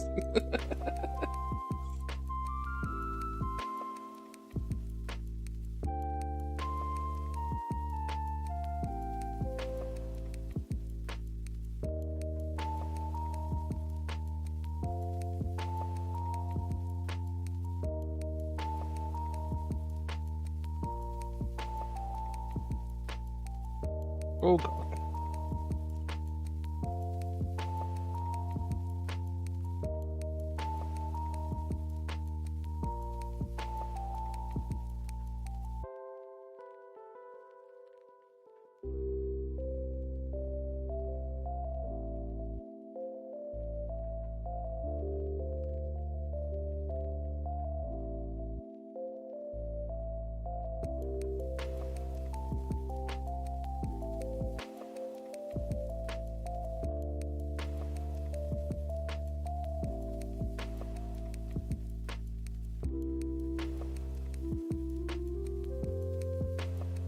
Okay.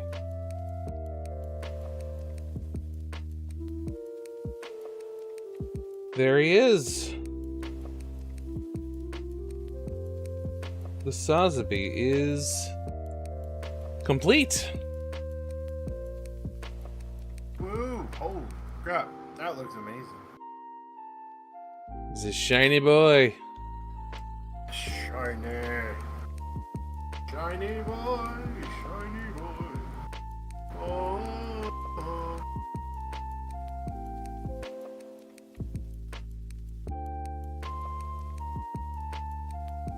I really like the decals for the fuel canisters.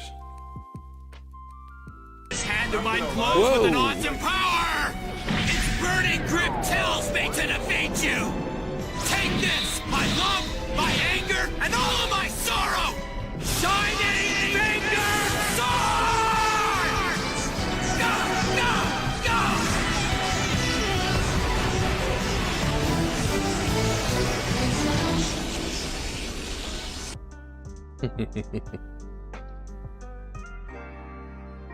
I did cheat a little bit, and I did the gun decals off stream. But Well, how do we know that you actually did them then? Oh, I know.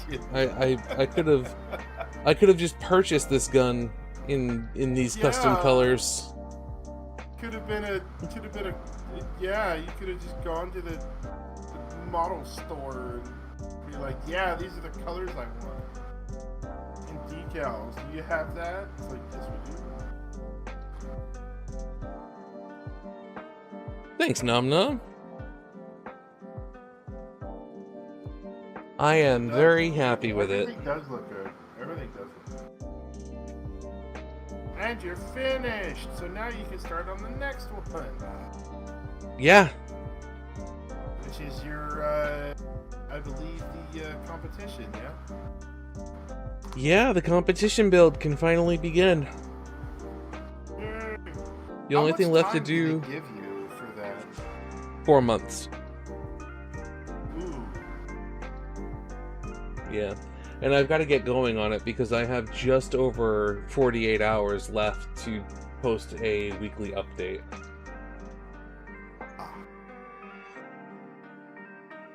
So yeah, I have to.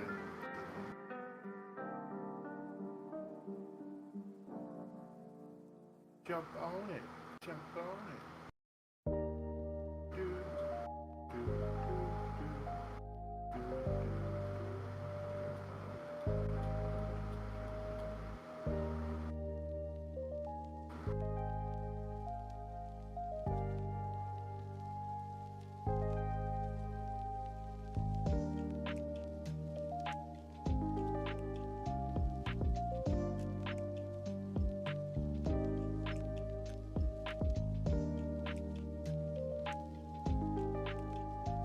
So...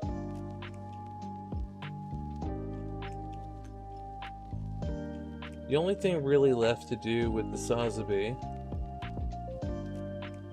is I do want to get, just as a precaution, not a precaution, but I want to get another layer of top coat on the shield because there are some weird spots on it because the decals left some residue on the gloss black, so I think a top coat will clear that up pretty easily. And that shouldn't affect my my polishing at all. I deigned not to do any decals on the funnels. I put them elsewhere. I put those decals elsewhere in what I thought were better places. The funnels cannot be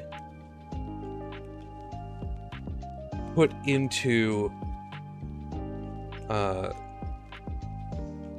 the backpack and removed without scratching the paint. So when I do the photos of the Sazabi, I'm gonna have to just kind of like pop them in like so.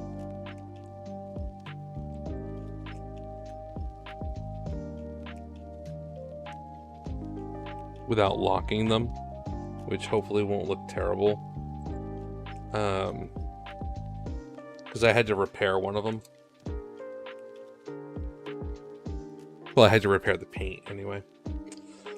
But I gotta take some photos of it to put on my socials and obviously to send to Breakwater.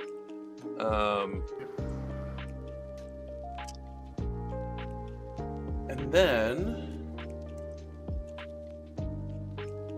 I can get to cutting the foam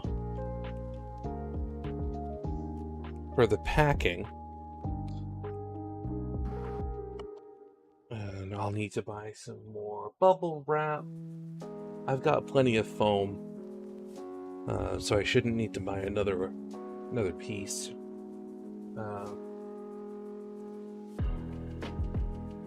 And I kept the box that it shipped to me in, which is useful because I learned the hard way when I shipped out Nom Noms that my post office does not have boxes generally big enough to handle the larger box styles of like standard master grades and larger real grades. So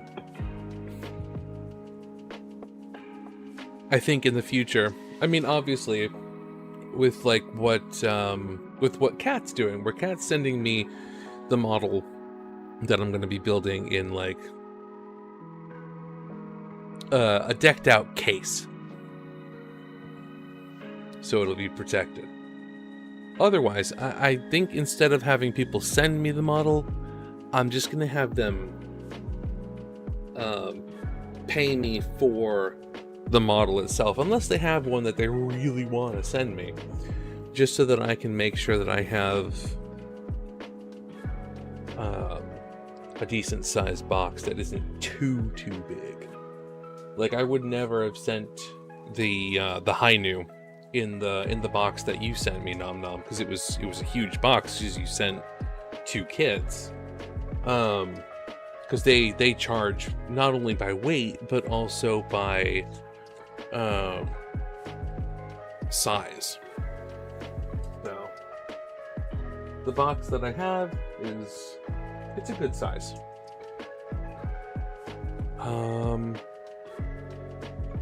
But yeah, I am excited because I've got the liquid chrome.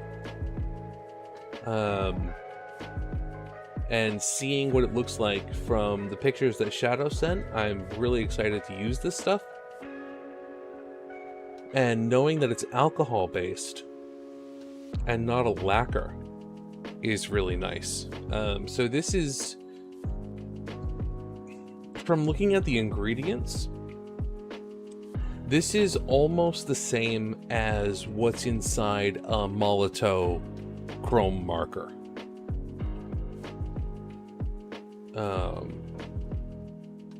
Which is good and bad. It's good because it looks amazing. It's bad because after I spray it, I have to wait, what did they say, 72 hours? Yeah, if you plan to apply additional paint or a protective coating later, allow the painted surface to dry completely for 72 hours prior to application.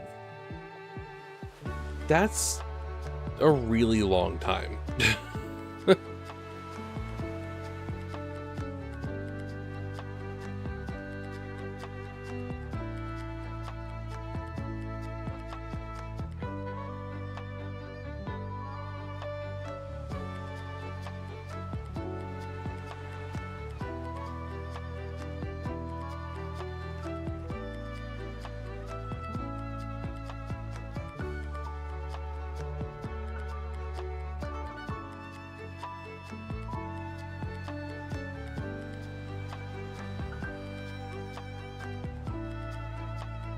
I'll be right back, guys.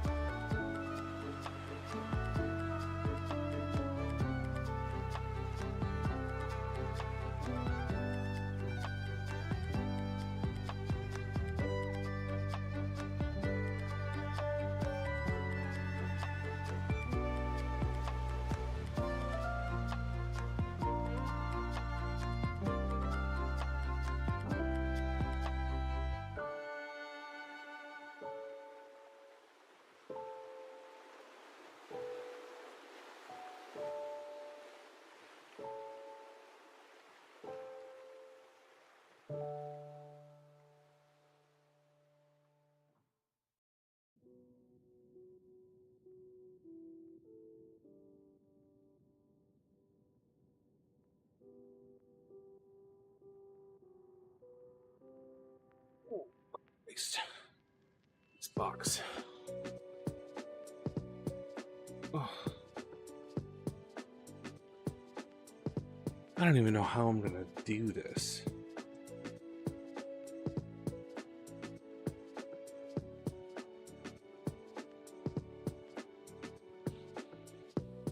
Where do I even put this while I'm building it?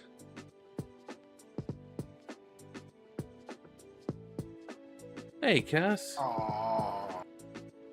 That's the small thin peg that holds the beam rifle on hand. Shit. I mean, if it's not one of the foldable ones, you can glue it. Excuse me. A little bit of Tamiya extra thin.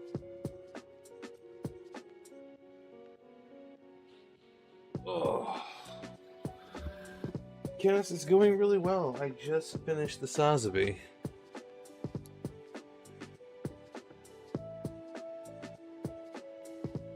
Here he is. In all his orange glory.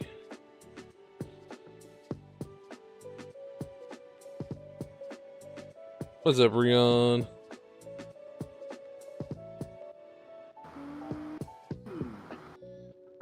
Yeah, I'm very happy with him.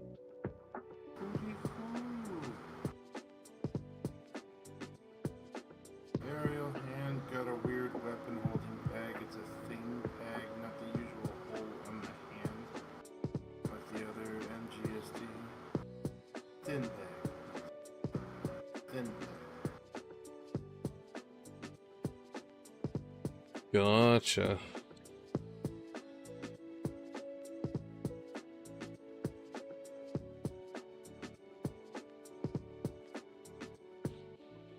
Ouch. Something to keep in mind if I decide to build that one. I'm doing all right, Rion. How you doing?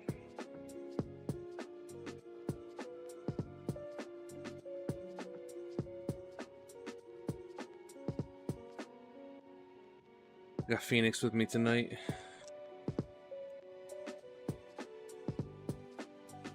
Yeah.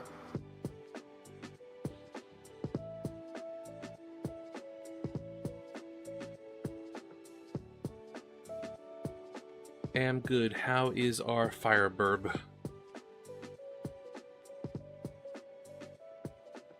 That's you, Phoenix.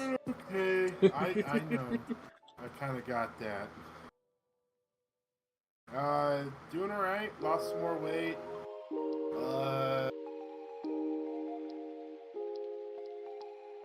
Waiting for my 2 kits that I ordered a couple days ago. Probably won't be here until next week, but at least they're, as of the most recent update, they are in Washington State, so they're only a few hour drive away from me. But of course, because it's the USPS, it's gonna be next week though. But I'm not in any rush.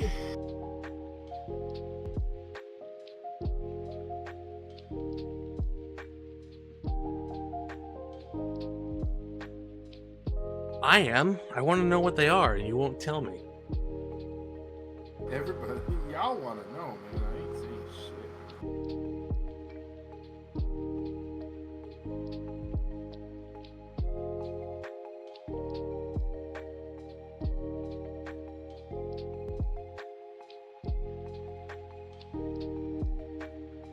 Okay. Where be my manual? Your partners are in the mail. First thing in the morning. Oh, the parts. Okay, cool. Partners. My partners are in the mail? I didn't realize it was legal to ship human beings.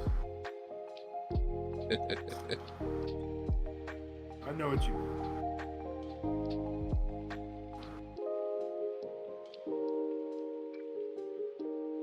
Was ist das?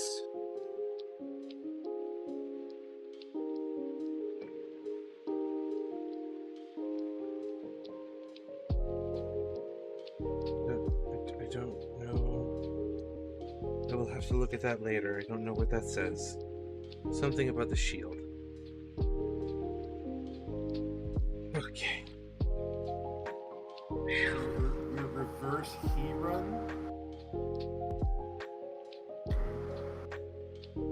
I think he meant reverse harem. I don't even know what. Like, the reverse harem means nothing? No women? All men, I think, is what a reverse harem is.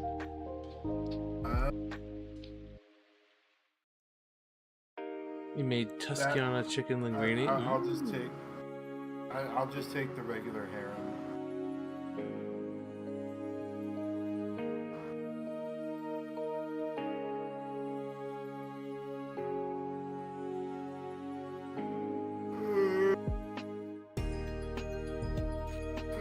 Was gonna order a bunch of paint, but got sticker shock, and I think I'll just work with what I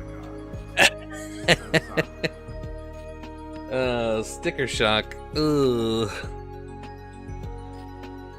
I posted the aerial hand in Discord.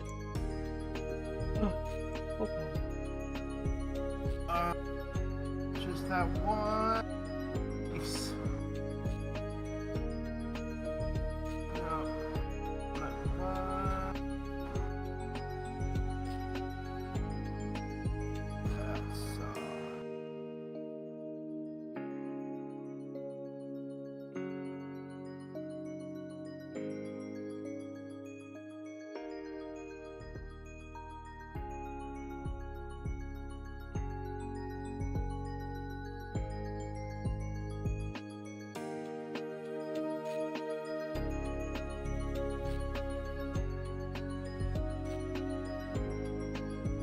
Oh, I see what you mean. Huh.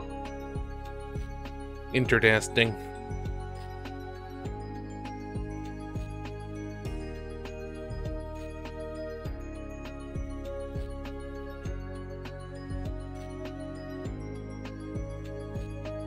So I didn't realize this actually comes with 2 sheets of decals.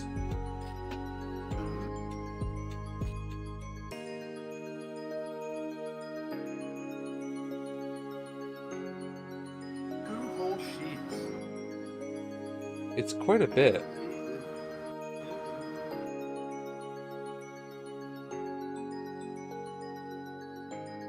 So we have all these. Just a crazy amount of decals. All sorts of warning decals. They're all very high quality. You can read them.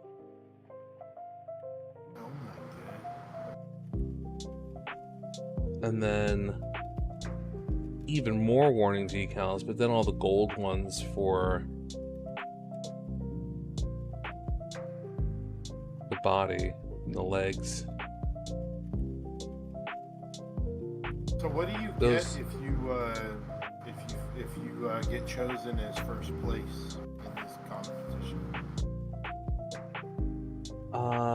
A combined prize of $1,600, $800 in cash, and $800 as a gift card for Gallery's website, and also I think a trophy. So essentially $2,400 plus an $800 gift card for. No, 1,800. For the site? For the, no, sorry, the gift card? 1,600. Sorry, 800 and 800. Oh, yeah, you said combined. Okay, yeah. Yeah. Combined is 1,600. Yeah. Gotcha. I understand now. I can understand things.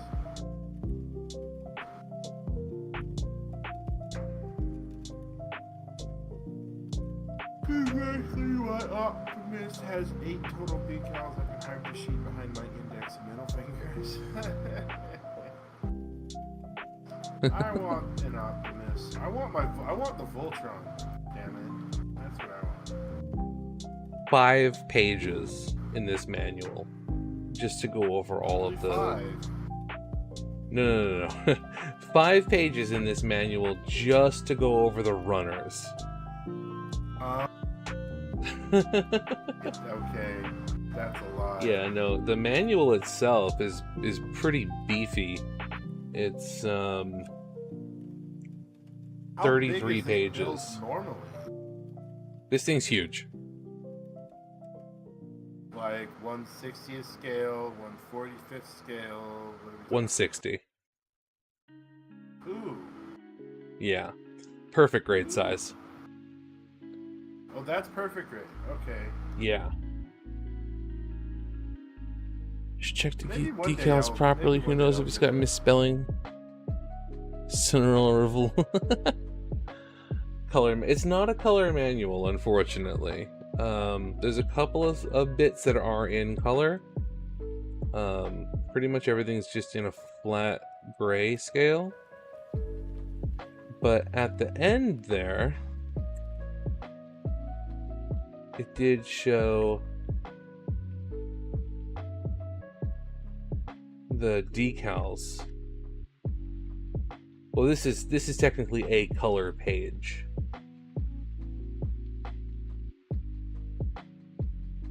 I wish the manual was in full color.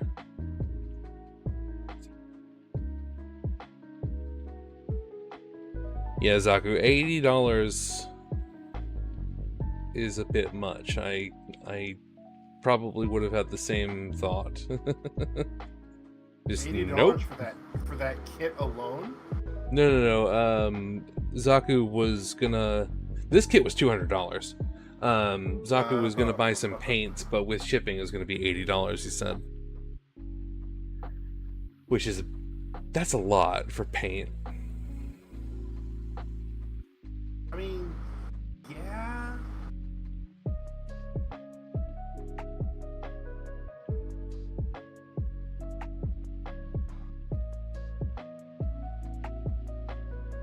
Colors, the only reason I tried to cut out every piece for Optimus Prime, I did 2 running, cut out one small one back to by appendage. Huh.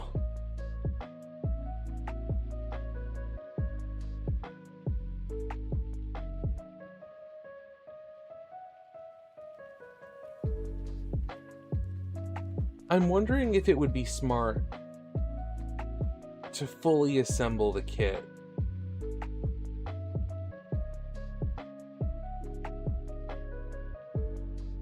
And just do a normal build before doing any work on it. And like, once I get everything test fitted, tearing it down and then painting. But I don't know how good I don't know how easy that's gonna be, right? Like, there are some kits, especially third-party kits, once you get them together, you're not getting them apart. And I don't want to be in that situation for this.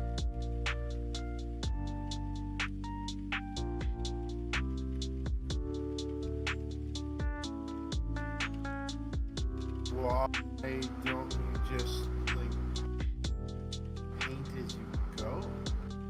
Well, that's what I normally do, but I don't want to run into an issue where I've already fully painted the parts and then they start having issues like they don't fit properly, they need to be modified. Because the paint that I'm going to be doing for this kit is going to be fairly complicated.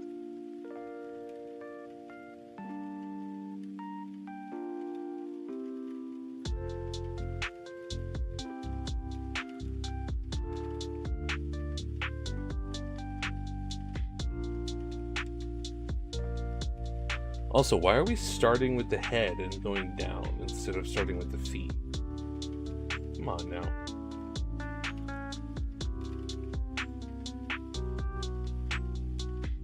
I think the kits that I've done have started with the head. No, you start typically. No, you start with the body. You start with the body, then the head, then the arms, then the legs, then the waist for some reason.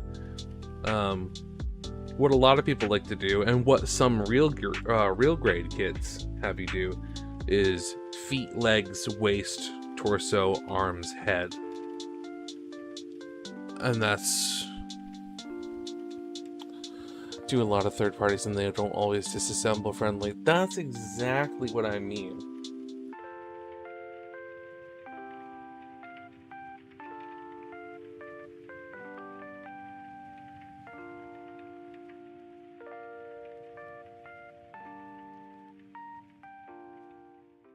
I almost feel like I don't have a choice here, and I'm gonna just have to trust the build.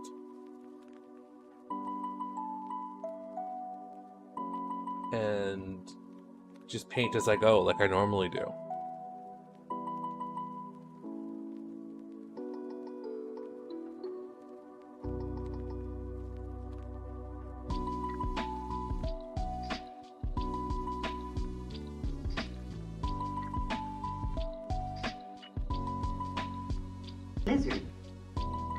Lizard.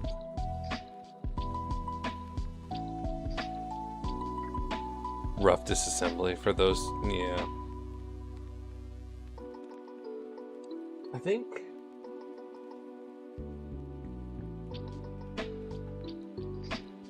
I don't want to stay up too late tonight.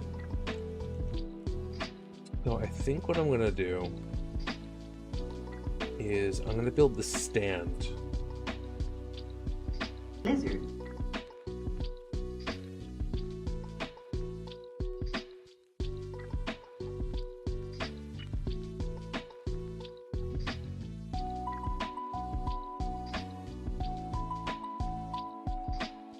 Because I can almost guarantee you that the stand is going to be easy to disassemble. Because I am going to paint the stand.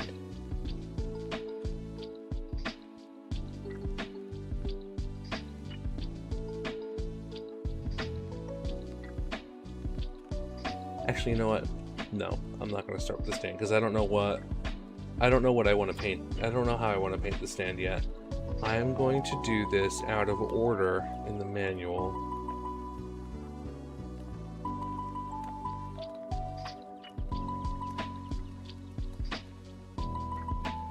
And I'm going to start with the legs.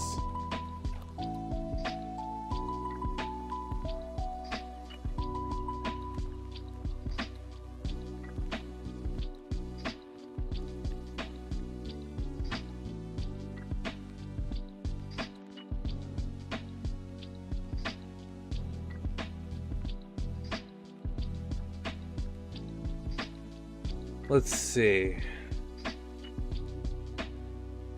Oh boy, these runners are all over the place.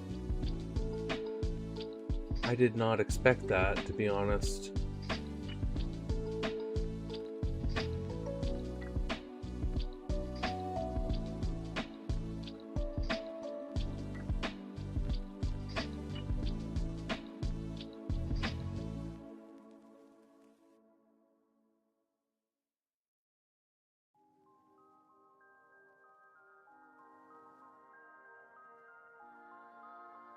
You both G runners and I2 runners.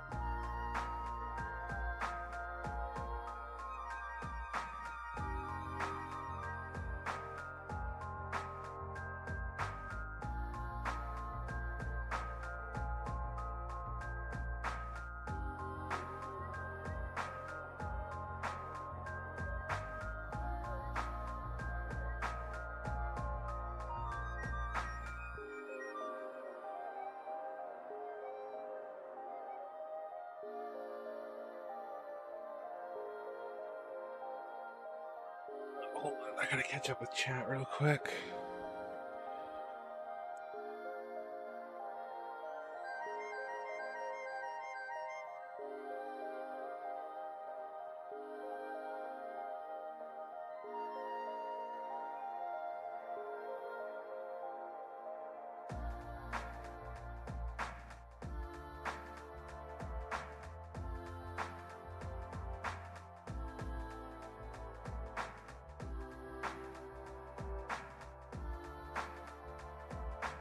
Yeah, so a good example for me was the first time I ever built the real grade Sazabi. There's no way I'm ever getting that thing apart. No frickin' way. I will break several parts of the legs if I ever try to disassemble it. That's why my real grade Sazabi is unpainted. I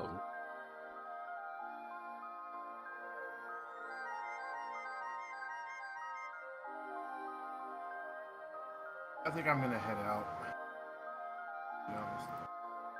It's 11 o'clock at night and I'm tired. Alright, man. I'm gonna stay up a little late. Just a little. As soon as the kits arrive, I will do a stream and then you'll be able to find out finally what I'm putting together.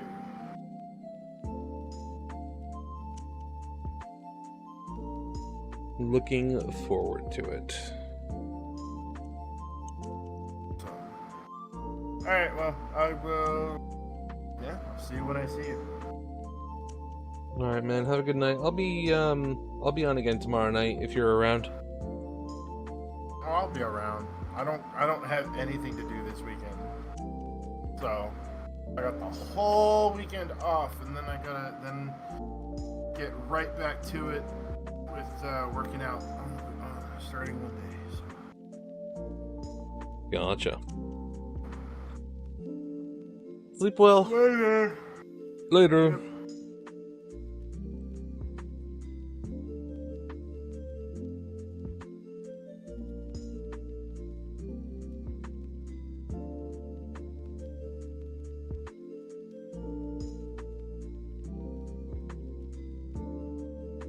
Think.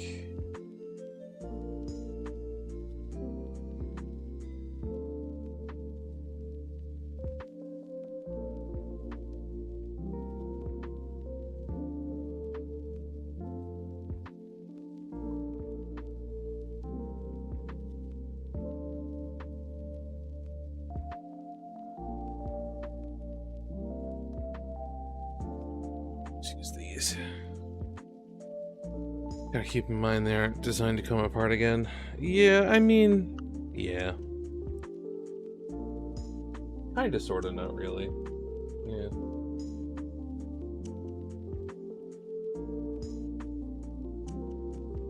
I get what you mean. PG Perfect Strike. Don't trust them to keep their placement if I disassembled the paint.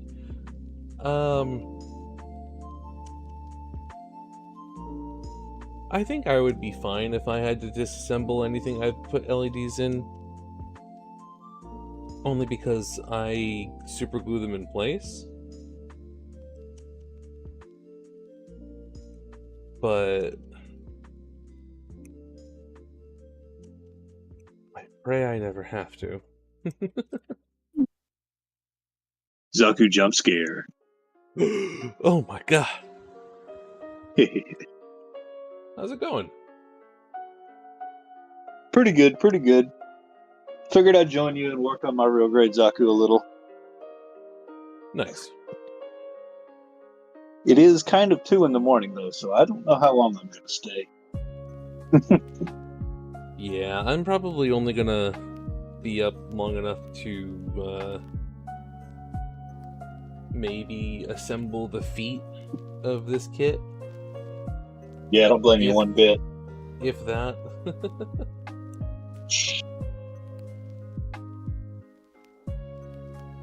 I don't know where I'm gonna keep everything while I'm working on this, because the box is massive, the runners are massive. Yeah, you're gonna need a lot of square footage for that.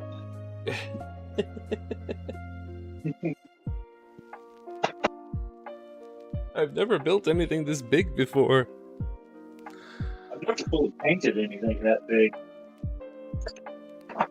That's a hell of an undertaking, honestly. That's why I'm glad I got 4 months to get it done. Yeah. I mean, at the pace I work, 4 months would not be long enough for that, for me. I want to say that I'm slow, but I'm not that slow. I'm super, ultra, omega slow. Crazy, ridiculously snail's pace slow. Professionally slow.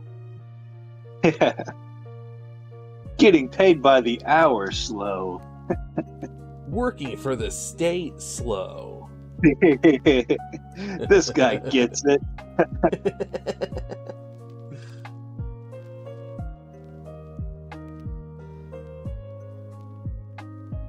I don't understand why people hate on the real grade Zaku so much. It's really not bad.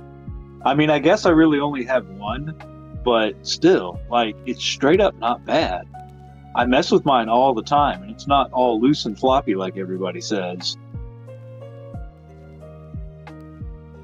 Well, I'll say the same thing that I've said about early real grades, just consistently over and over again. The advanced MS joint is a mixed bag. You are gambling when you buy one of those real grades on whether or not your advanced MS joint is going to be a gigantic floppy mess or the strongest set of joints known to man. Okay, it's one of those kind of cases. Yeah, because I have two very opposing views from most people on two very specific kits. I very much enjoy the real grade Zeta. I think it's a wonderful kit. You definitely should not be overworking the joints, obviously, and transforming the thing over and over again, because the transformation is what does it in. Yeah. But I had a horrible time. Well, I'll preface that everybody hates the real grade Zeta, generally. I think it's a wonderful kit. I had a horrible time with the real grade Astray Red frame, which is widely considered to be a good kit. But mine, it being a lottery makes sense. Yeah, mine, by the time I was done with it, it was a floppy mess. So sometimes they just don't work out as expected. And you really you really aren't going to know what it's going to be until you finish it. We did it twice.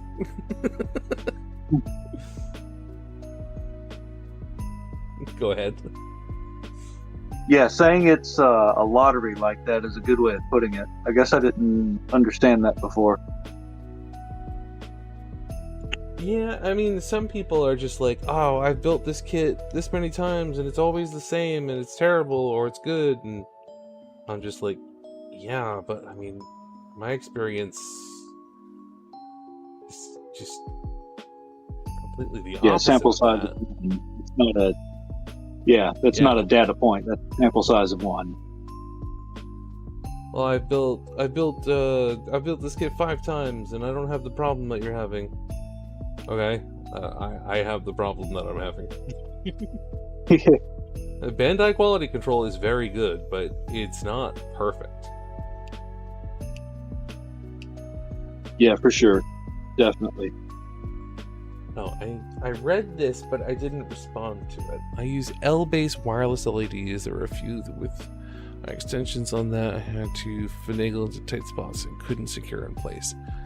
I would love to mess around with wireless LEDs. I think they would be so much fun.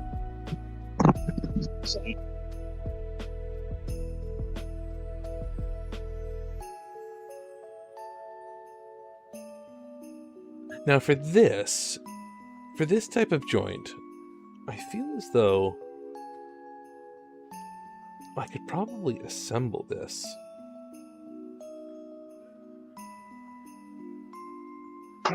Famous last words.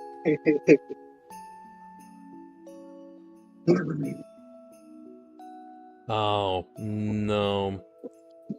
I can't. Because of the way that, yeah, okay. Nope. Gotta do them separately.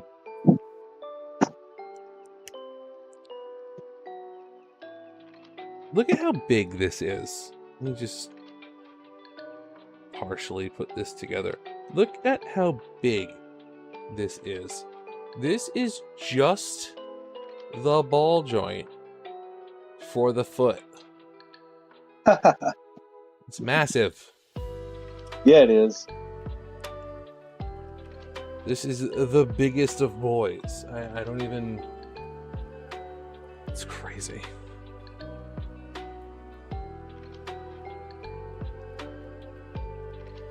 Can I do this? Oh, I can absolutely do this, though. Save myself a alligator clip. That's a wonderful idea. Okay. Gotta get my cupo clips down.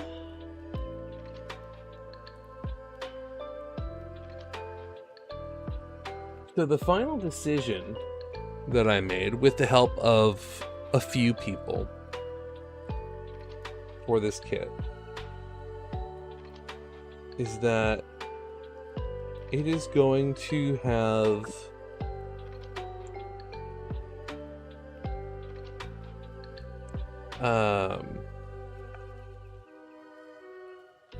well, I haven't decided the inner frame yet. I might do black. I'm not sure. But the armor is going to have candy coat red. Ooh, nice. and anodized red. So the main colors for the main color for it's going to be candy red. But on like smaller like detail parts or trim parts, I'm going to put down a matte coat. Well, I'll have to test it. I'll have to do a matte coat and a semi-gloss coat to see which looks better. But I'm going to anodize the candy. So we have like a two-tone. Or a two... It's not only going to be a two-tone, but it's going to be a two-finish. Which I think is going to be really, really cool.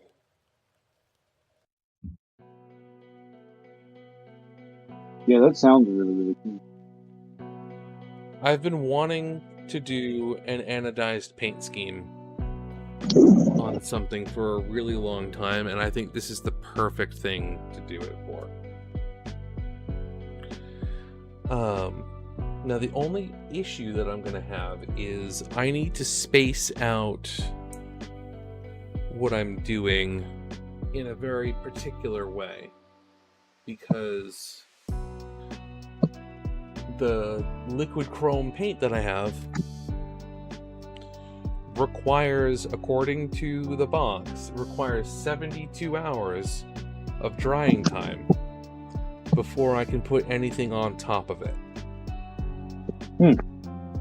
That makes sense. I've noticed with Mr. Color Paint, if I wait like several days after I put it on, like that's when it's actually durable to the point where you can scratch at it with your fingernail and it won't chip.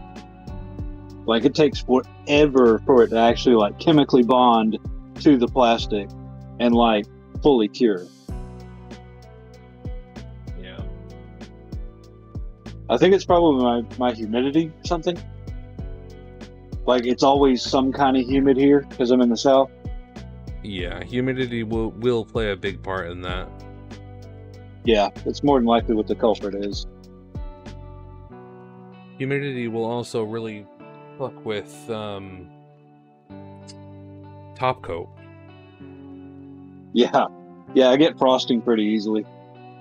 Yeah, I bet. Yeah, Had it to deal with sucks. that a couple times. Yeah, it's really annoying. Last time it happened on my master grade Sazabi. I had got all the paint just right and all the decals just right. And man, those decals were not easy to get like in all the little details and stuff like that. And then I went to clear coat it, pow, frosted. And I had to strip it all off. That wasn't fun. Yeah, it sucks. Happened to me with a master grade Death Scythe Hell. I was doing the final matte coat. Weirdly enough, though, I put that kit in a box after that happened for a while because I didn't have a good place to display it. Yeah. And several months later, when I took it out of the box, you could barely even see the frosted effect. That's interesting. Yeah, I couldn't really explain that one. I've never heard of that happening before. That's interesting. I haven't either.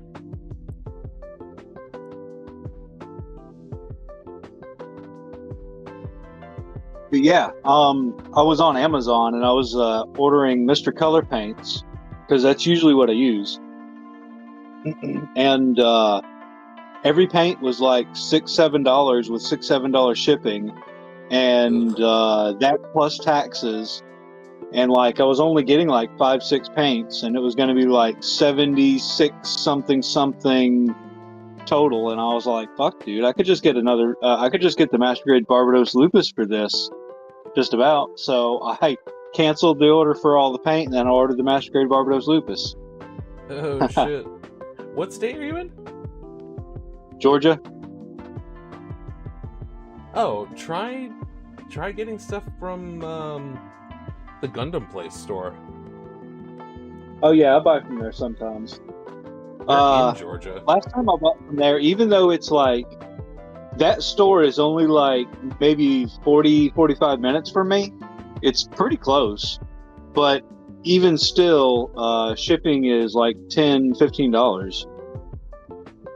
Me and my cousin keep saying we're going to just drive up there and like buy the whole store and dig the entire store up from the ground and bring it home. But we still have.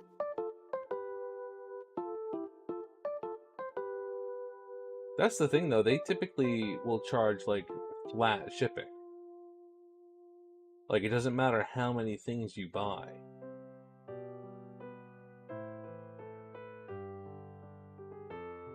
That's interesting. I don't remember that. I've only ordered from there like once or twice, and that was quite a while ago. I don't remember it being flat rate. I've never paid more than $10 for shipping from them. Even when it's multiple items, because they only have to pay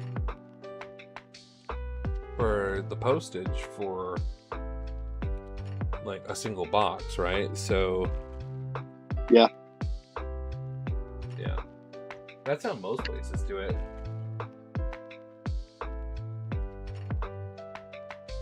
Any place that's gonna nickel and dime me on shipping for each and every item, I'm not gonna buy from there. Yeah. Well, I guess I just remembered wrong then, because it's been a while since I bought from there. So yeah, I'll go look. Yeah, that's what I would do, honestly, because that sounds like probably get a much better deal that way. Yeah, definitely. Shit, I'm out of Q-tips. Okay. Not the Q-tips. Yeah, I don't have any more Q-tips. I'm totally Q-tipless.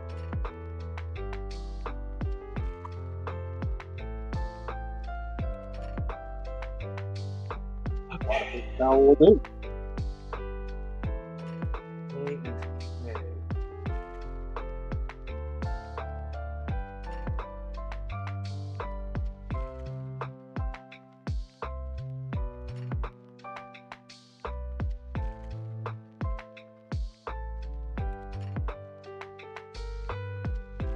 Dude, some of these runners take up my entire desk.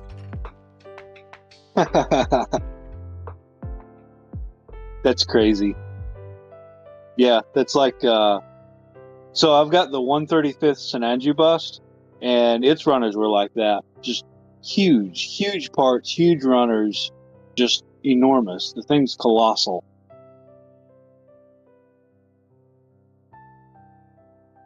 So, to put things into perspective, this right here,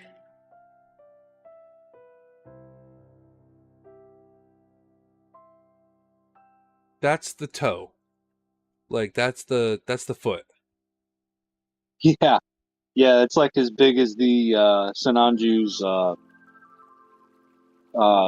little flat things that go over the shoulder. Like, that's not even the back. This is just the front half of the foot. Yeah. Yeah, the thing's huge. It's fucking massive. Like even that. Your airbrush right can there. be able to paint that in one smooth layer. I got a 0.7 needle. Ooh, nice. Almost need an automotive airbrush for that thing. I thought about buying the fan nozzle attachment. Oh, the one that spins where it... No, I think I know what you're talking it sprays it in like a fan, like an automotive one, where it's a wide. Hey, Hyde. What is that emote? Are you going to grab me? Give me that.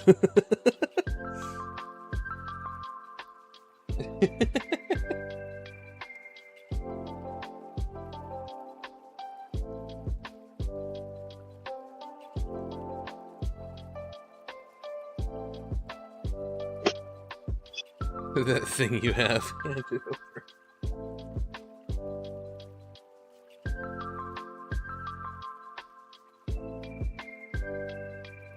Sure.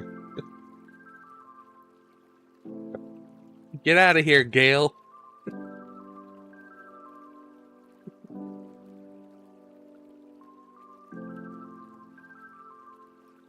Go back to sulking at the end of the world. Make me.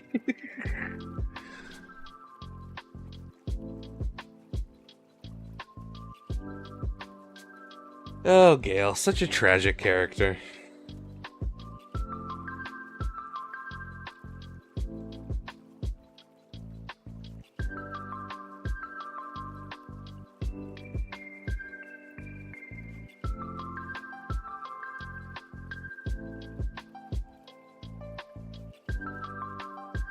Wow, these aren't undergated? I'm shocked.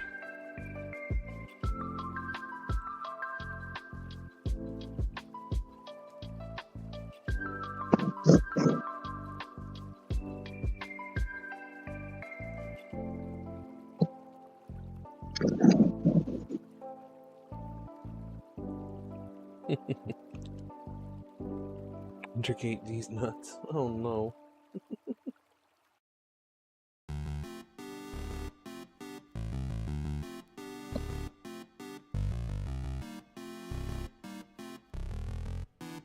Have you played Dark Souls 3, Hyde?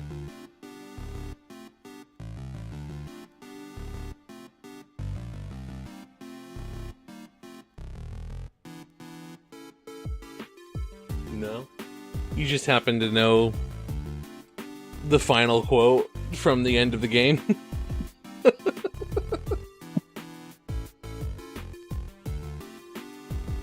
Like, the very last thing that's said? No? I mean, that is the final thing that's ever said in that game.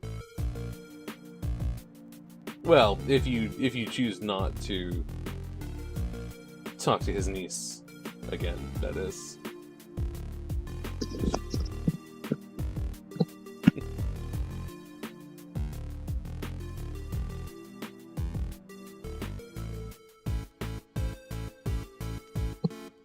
That's the last thing that he says to you. I guess no, technically it's not, because you do have to talk to his niece.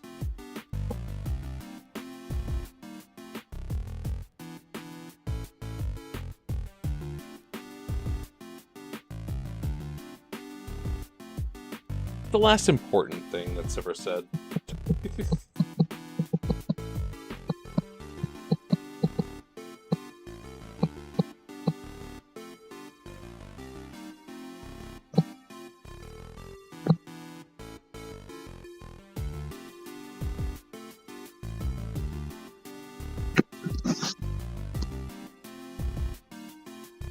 That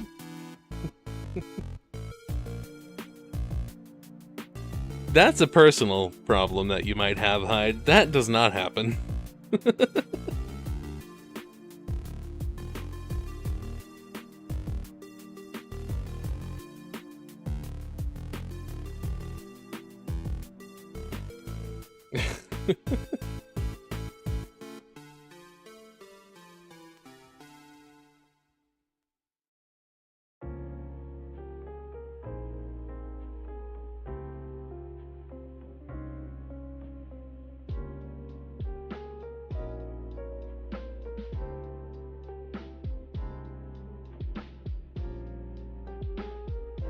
Wombat!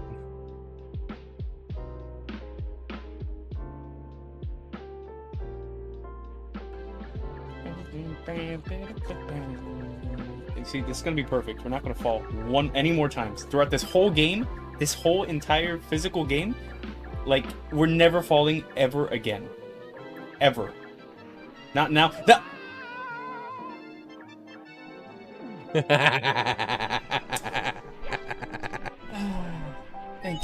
Thank you, game, for making me look like a fool. Okay.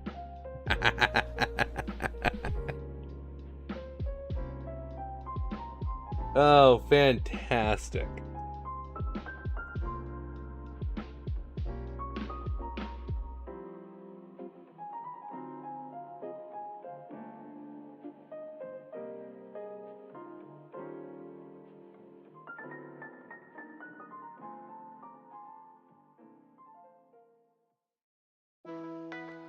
Gotta turn off some of these tabs.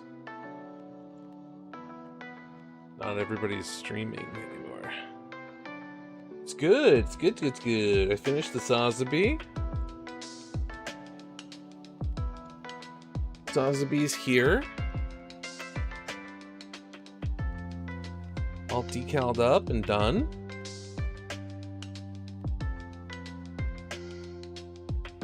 Wow, really nice. That looks great.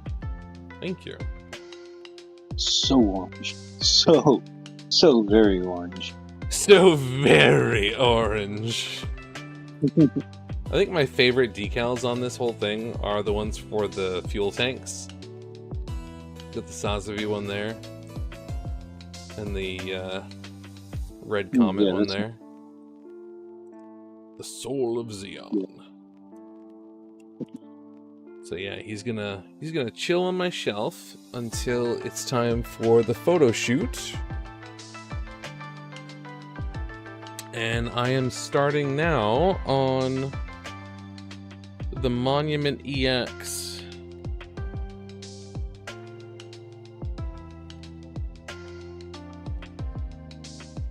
For the competition that I'm doing.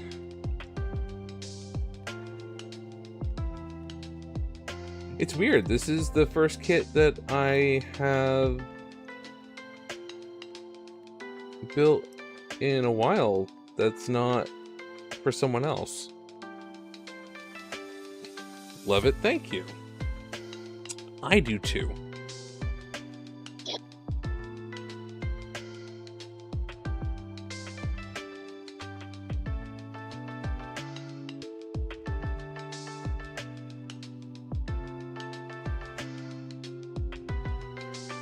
And thank you, by the way, Hyde, for doing the shout out.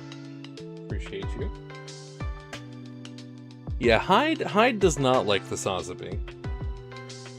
I think Hyde does like the Sazabi, but hates the Sazabi as well because it's not red.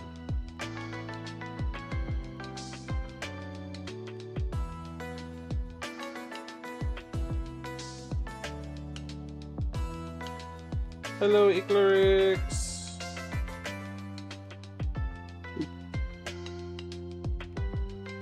I hope you guys had fun on your collab today.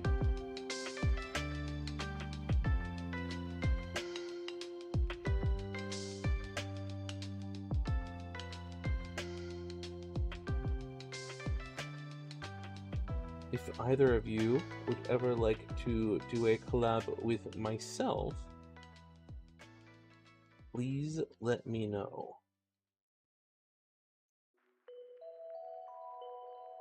Would love to.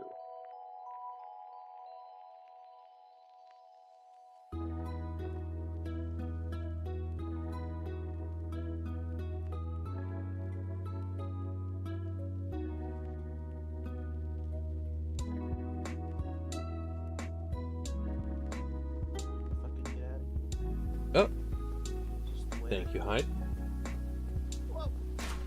What the? Such a mess, okay? Jesus. What's it?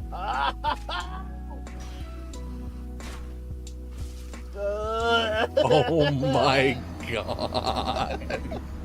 Oh, the fucking crossbar aim sucks, dude.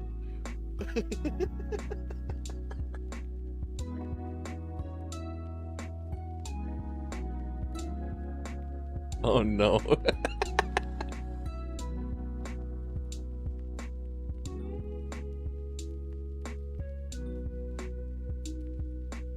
I don't think that would have happened in any other part of the game, honestly.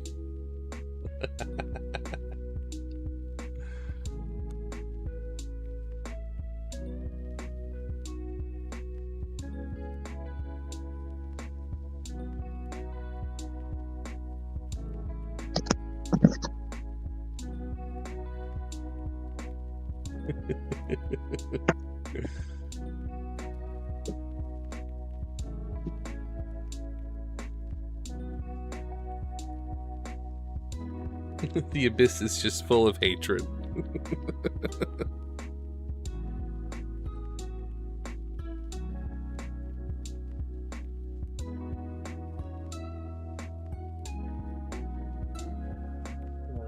Back to the eye runners.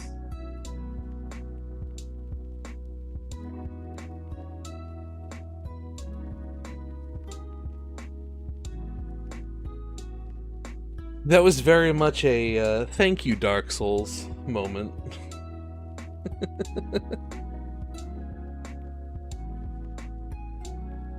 We love and hate those.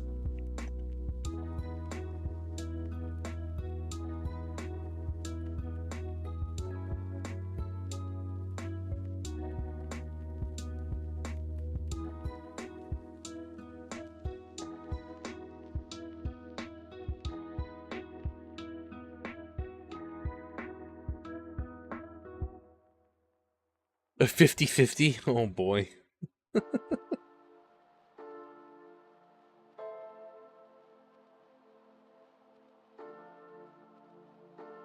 27 and 28. They're down here.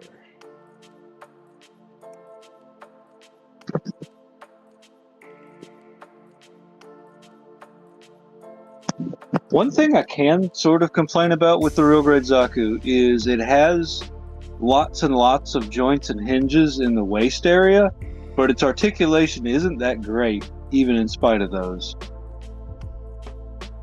It's like the Sazabi. Yeah, it's like an interesting phenomenon. They put tons of joints and hinges in there, but then ended up with a kit that has alright articulation. So the waist unit and the torso of the Sazabi of the real grade Sazabi have several gimmicks built into them that could achieve amazing articulation. But 90% of those gimmicks are then locked into place. It's very strange. Yeah, that's interesting. And you could unlock them by cutting some parts here and there. But yeah, I've seen that. I almost feel as though doing that would undermine the stability of the kit. It's almost like they planned for the Sazabi to be able to just do, like, amazing things, and then said, nope, can't do it. Yeah. So instead of redesigning it, they just added plastic to cover up the gimmicks. Yeah, very disappointing. Or maybe they just tried it and it was a floppy, sloppy mess. So they just said, nah, well, we're not redesigning it. Let's just delete all of that and seal it up. Yeah, exactly. But, on the other hand, if you end up with a very sturdy kit that can just do everything that it's supposed to do, it can't do anything crazy, but it does everything it's supposed to do. Yeah. Hard to ask for much more than that, honestly. Like, the Sazabi's a big chunky boy. He's not out here doing gymnastics or anything, but... The Master Grade Verka is significantly better than I thought it would be once you learn its quirks. It's kind of like the Master Grade Zaku 2.0. You've got to learn its weirdness, its particular flavor of weirdness. But once you do, with the exception of the hands, those hands suck. Can't stand the hands. But other than that, it's actually quite good. Yeah. Are they the fully posable hands? Yes. Okay. I'll have to be wary of those. I have built one kit so far with those hands. I have several, but I've only built one so far, and that's the Jesta Cannon. And I did end up having to glue a few fingers. Yeah, that's not surprising. Yeah, Which so the Sazabi doesn't limit the articulation of those fingers very much by gluing the ball joint, so I was very surprised. Yeah, that makes sense, because there's a joint right in front of those.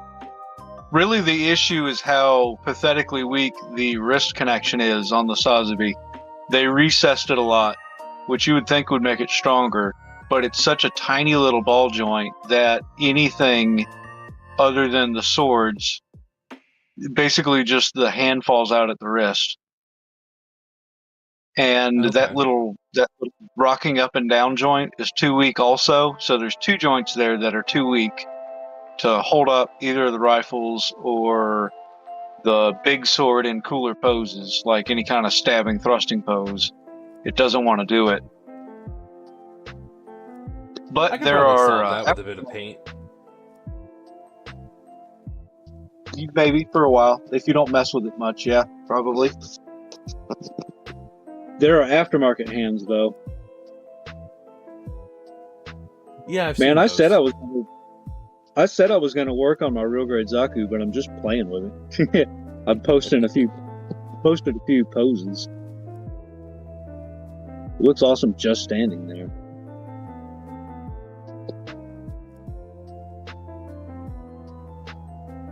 Okay, the heat lock painted. What do I got?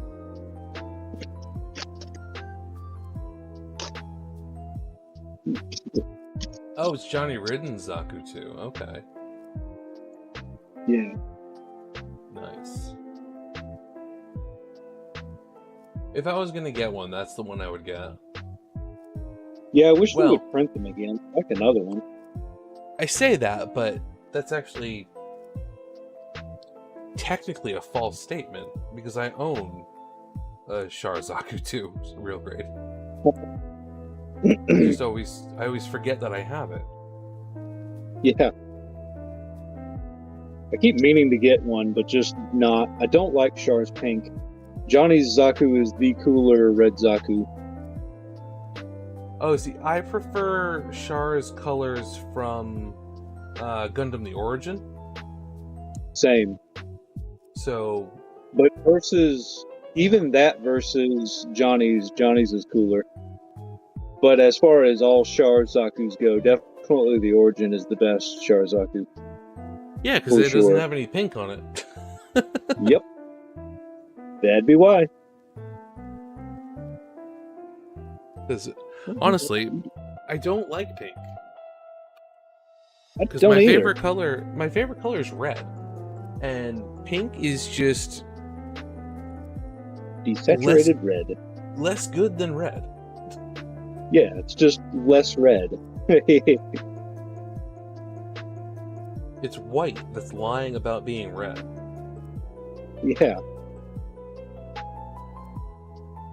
To put a spin on Parks and Rec quote.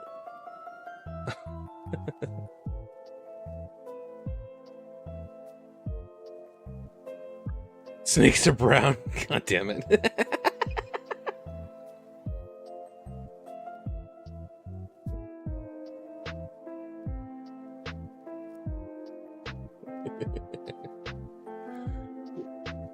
Personally a purple guy, but also big on red. Purple's a great color.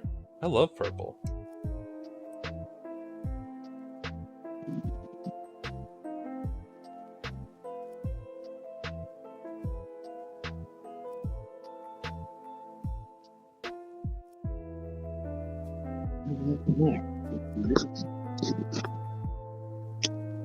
This pink.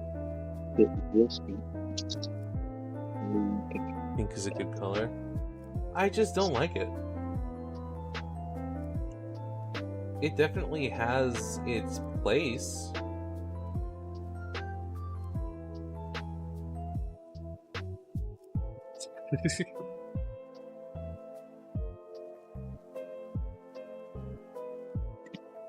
No comment. I mean, pink has its place. It's good at letting me know when something is strawberry flavored. I'll give it that.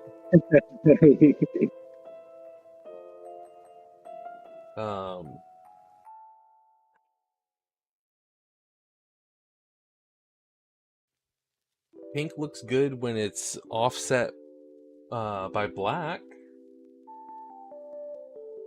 But Link is strawberry flavored? That's not what I said, but you can take that however you want. Because the only answer to that I could really give is maybe?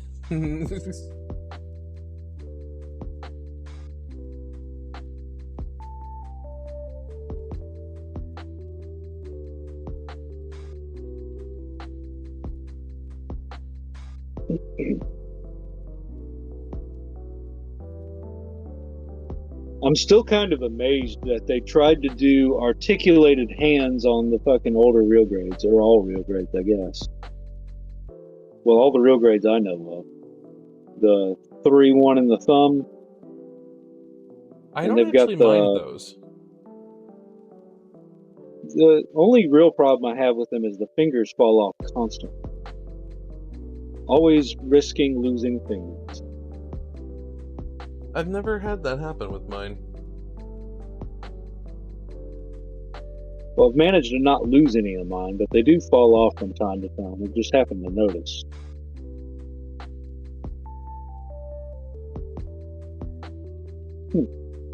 Oh crap, I should have used it. I do like the wrist articulation though, especially for posing with the 120 millimeter. Gives you that little wrist articulation so you can get it in the shoulder a little tighter. Oh, nice.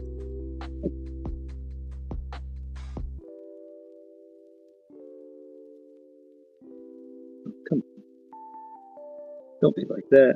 Come on, come on, come on, come on. Come on. Yeah, gotcha. Oh, oh shit, I broke it. Well, damn. I was being careful just now, trying to get this hand apart, and I broke the little tab that goes in the palm off. That's not great. I was literally being careful. That literally just happened to Kay on his MGSD aerial. That sucks. I know everybody hates the 2.0 hands with their little palm tab, but you can be rough with those palm tabs and they don't ever break. It might slip out, but you just put it back in again. They don't ever break. On the fully articulated hands, those long, narrow palm tabs, like those are at a little bit of a risk of breaking, and these real grade ones that just snapped, like barely any pressure at all. Being careful with it, and like knew that I needed to pull as straight out as possible, and it still broke. So that's lame. Guess I don't have that. Optimus' head. No. Can you is it the kind that like it's got the C clip and it like flips in and out, or is it just a peg? Yeah, it's the little C clip kind. Can you like can you glue it without fusing it, or is it not that kind of a break? It's not that kind of a break. I would have to get a sheet of styrene and cut it to the shape of the peg, slide it through the hole in the rifle's handle, and then glue that in place, and then file it down and paint it. Which maybe I'll do if I really need to, but that's a lot of work for just that little tab. Yeah, that sucks.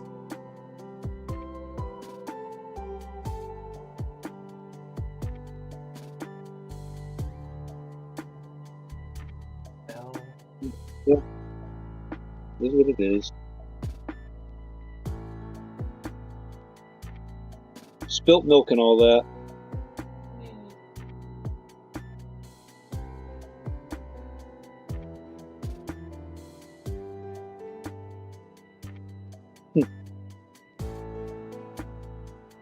Check out that more recent picture I posted though. That one's pretty cool. That one's doing alright, even though my lighting sucks. I like that pose. Yeah, turned out pretty good. It's almost the pose that I have my Hakushiki in. Huh, nice. I'll show you.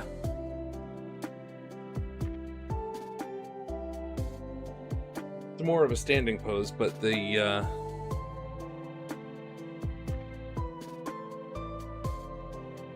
fist is the same. Huh, nice. Man, that gold looks good. I love this kit. Yeah, I was trying to emulate the Hyakushiki 2.0. Yeah, I remember you talking about that before. You've shown this kit before. Yeah.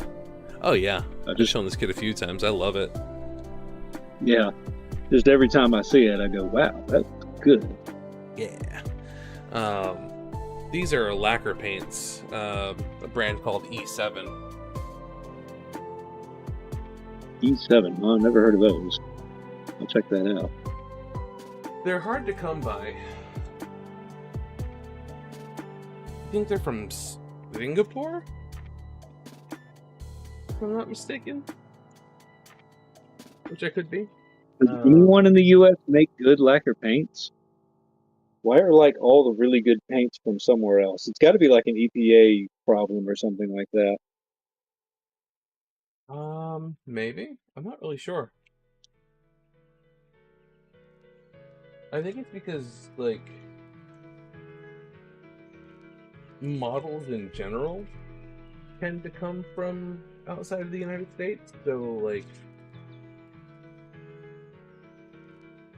companies in those areas focus on paints for them, maybe? I don't know. Yeah, could be. Question.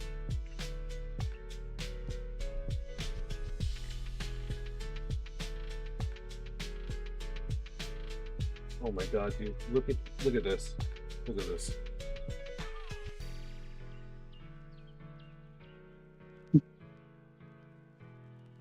It's bigger than my face. Wow. What part is that? That's the base, the stand. Oh, okay. Yeah, that ought to be huge. Only makes sense for that to be colossal. Like, oh my god, where am I gonna put this thing?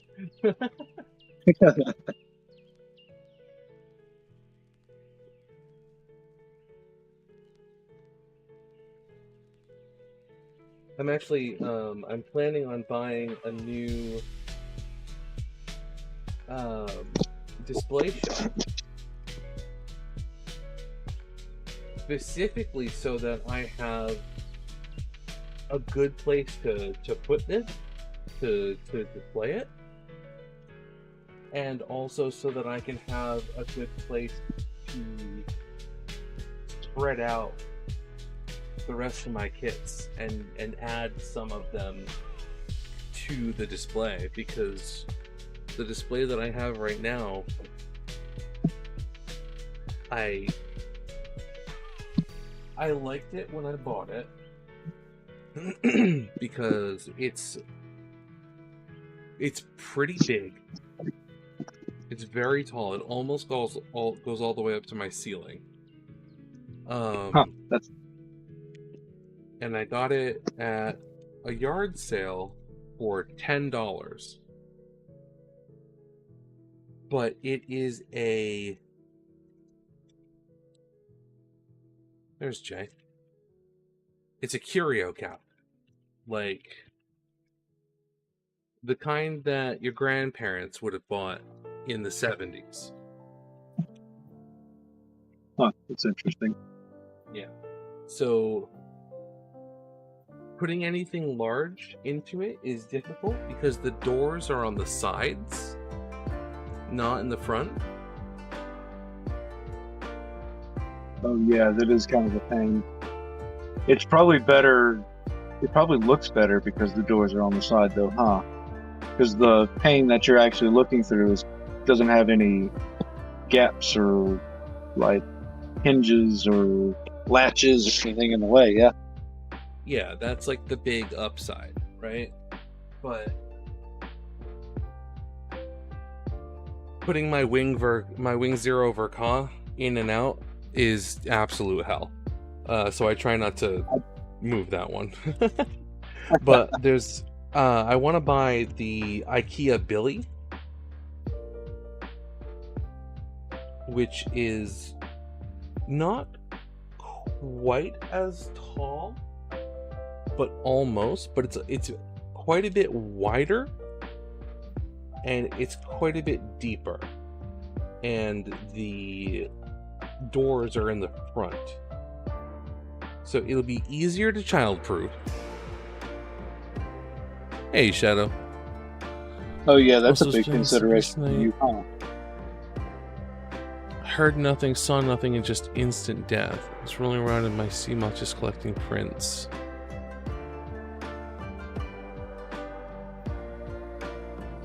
You heard nothing and saw nothing and just died? Rip.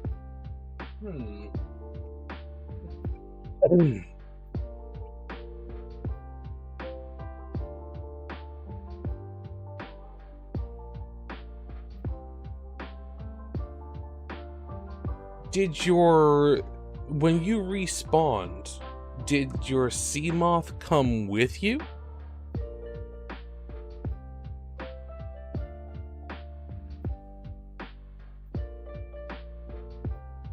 No. Was it still there where you died?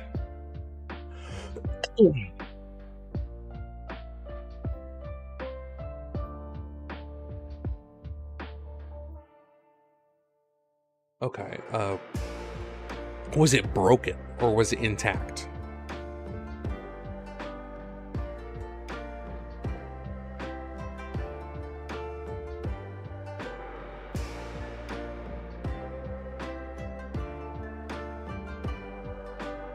at 85% health. You ran into a bug then.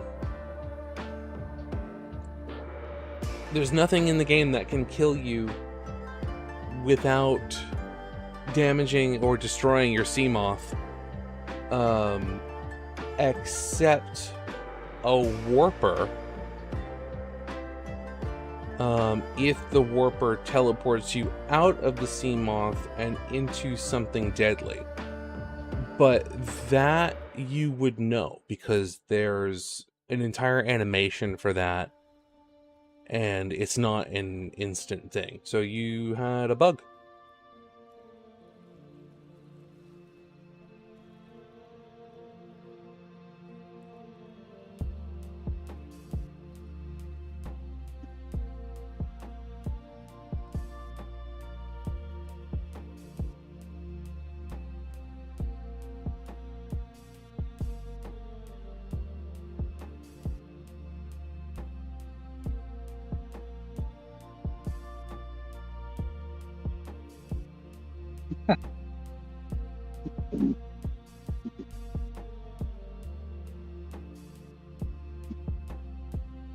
No truck tonight, so just cleaning.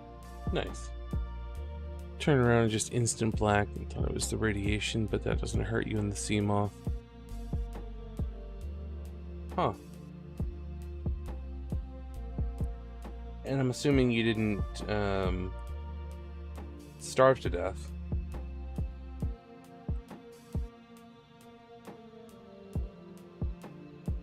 Was it instant black or fade to black?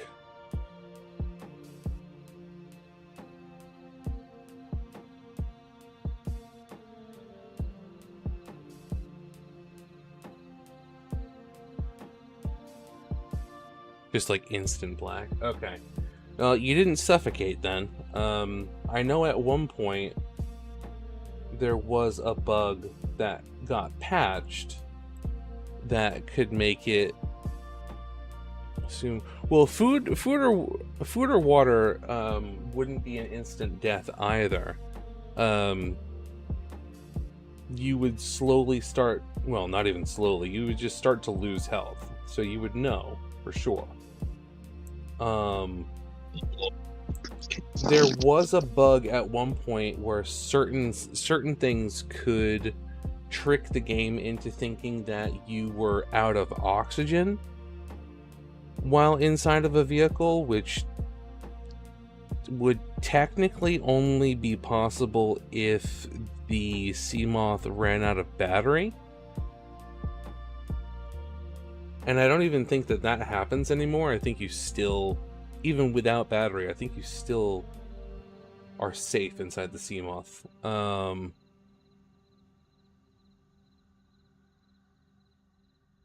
Yeah, the game must have thought that you died, or it must have thought that you went into an area you shouldn't have gone.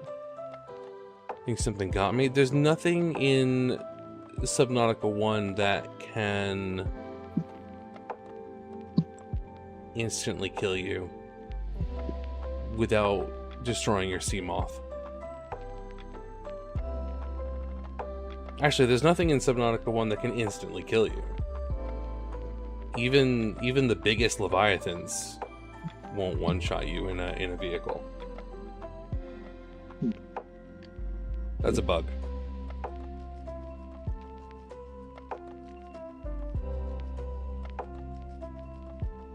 Especially just instant black.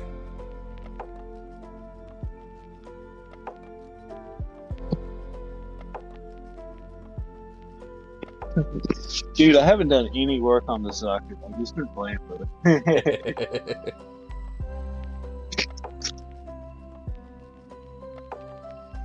Good thing this is a hobby, or I would get fired. I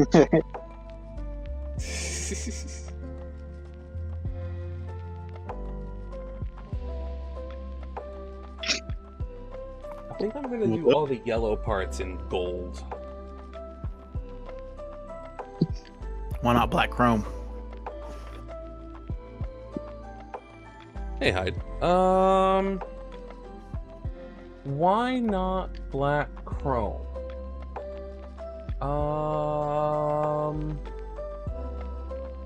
Well, or copper. I could chrome them and then put a clear black over that. Or copper.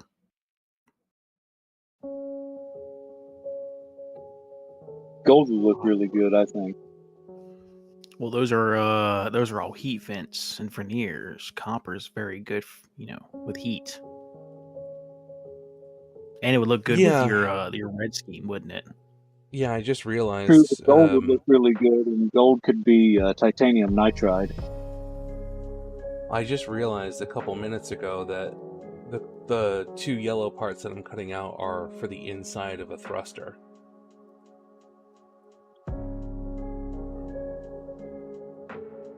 Which is why they're yellow in the first place.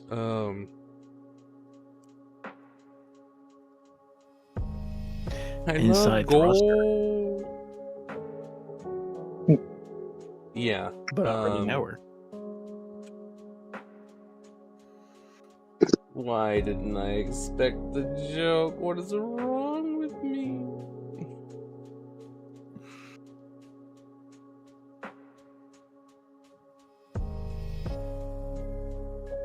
But yeah, no, I was playing it last night, and I quit the game afterwards because I was like, this is some bullshit. In my Seamoth, I went to the Aurora, right? I pick up 2 blueprints. I'm like, okay, I want to go back to my pod. I turn around and just instant black. And I heard nothing, didn't see nothing. You're at the Aurora? There's even less that could hurt you in that way.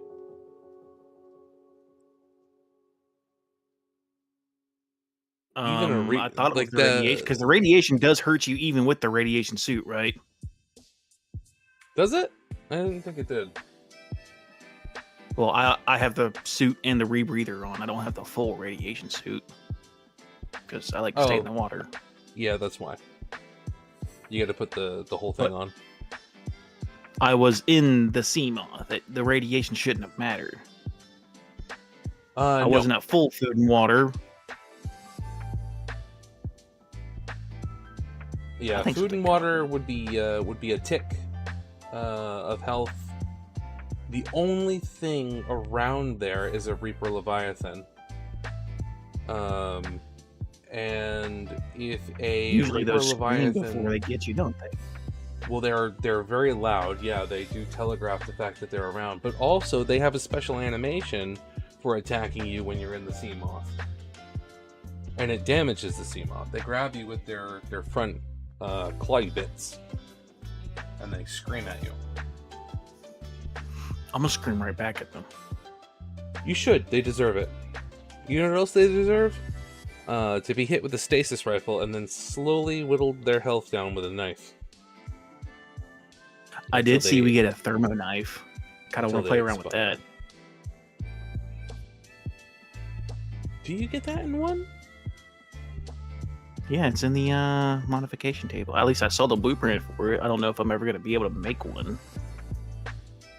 Oh yeah, you will. I don't know why. I thought that was only in Below Zero. Yeah. But Thermoblade. Also, light stick. What the fuck is a light stick? Do I get a lightsaber? No, that is just a light that you can put on the ground. So I can't hit things with it. No, it is a light fixture. That's dumb. They're just called light sticks. That's dumb. You don't. No, yeah, that's what I was picking a blueprint for. Was for the Cyclops. Yeah, you don't get to be a Jedi in this game and have a lightsaber. However, you do get to be Bioshock. If that makes you feel any better. Bioshock. You get to be a big daddy.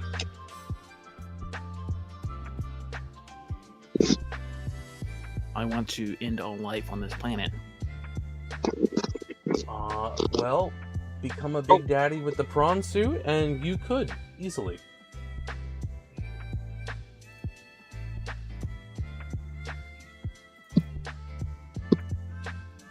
Whole fish. I am never not gonna make the joke about the whole fish. Just the whole fish? A fish with a hole in it? That fish? The hole specifically for me? This hole was made That for fish? me. This whole fish was made for me. I'm gonna give them Reapers a fucking reason to be scared.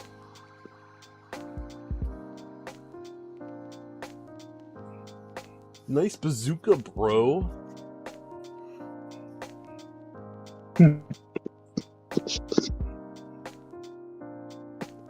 Oh god. Zaku's gonna kill me. Shorter list is normally what not wrong with me. So I guess I shouldn't have built a base right next to the thing. The Aurora? No. The spawn. Or the life pod. Oh, that's where most people do their first base. Okay, that's life pod 13. That's 19. Where is it? You're just gonna want to not Aurora? be there. Huh? I was about to say where the Aurora didn't load. I'm like, okay, where the fuck is the Aurora? Oh boy. You're 'Cause that just would be not fucking gonna... hilarious. That'd be a lot of empty space.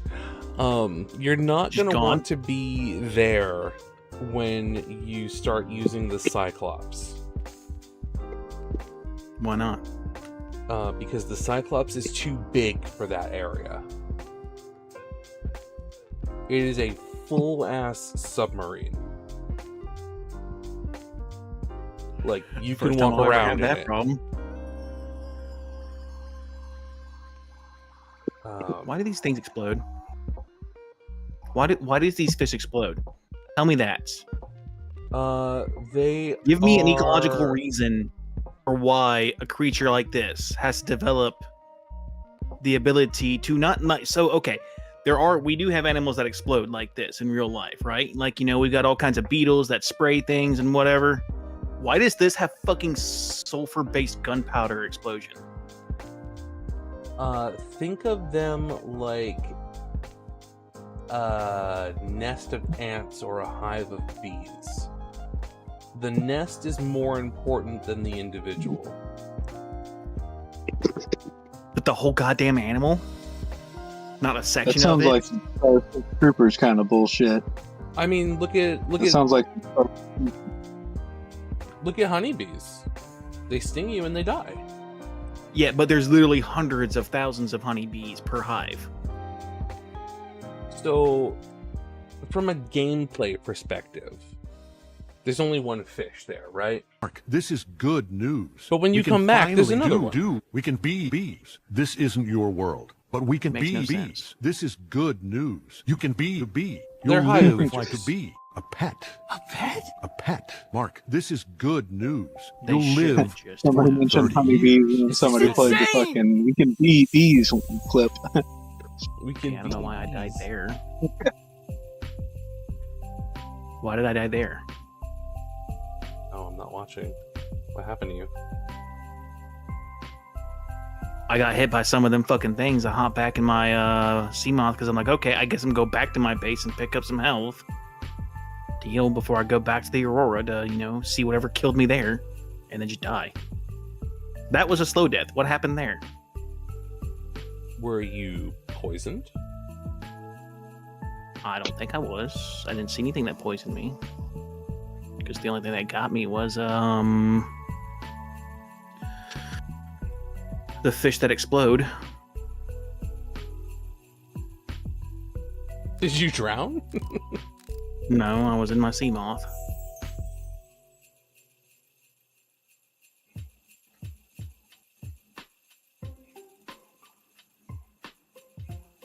Wonder if your Seamoth That's is now, bugged. you know, 400 meters that way.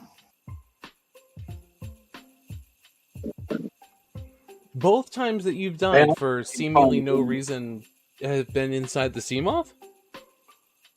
Is my sea moth killing me? Am I just allergic to moths? It could be your sea moth. Like, maybe something happened to your sea moth when you beached it.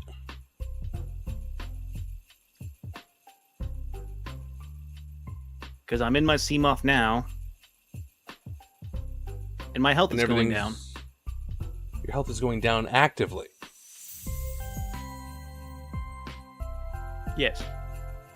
I see the radiation, but the radiation shouldn't matter if you're inside the sea moth, right? Let me double check that, because that might not be the case.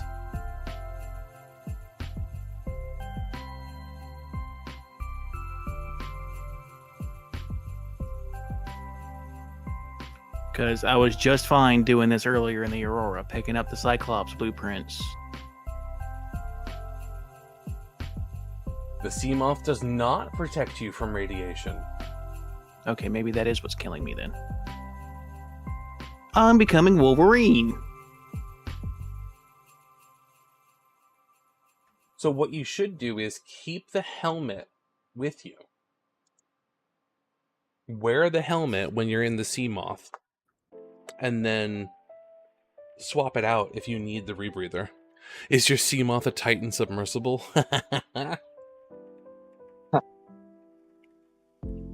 Well, I mean, you would think the rebreather would also have the same capabilities as the fucking radiation suit.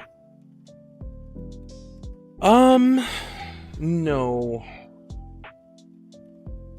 This game is dumb. I don't like this. The radiation suit's helmet would be like a full head mask.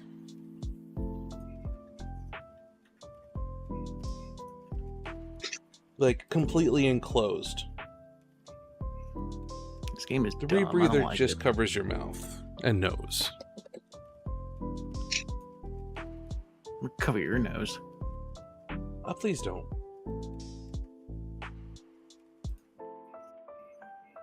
I like to breathe.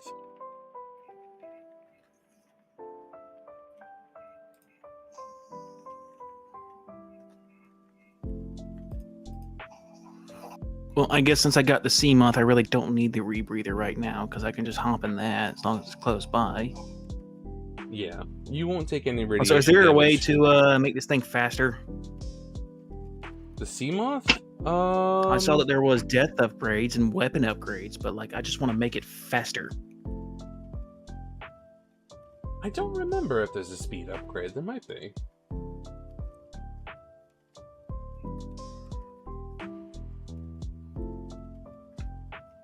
Bye, bunny. Shadow.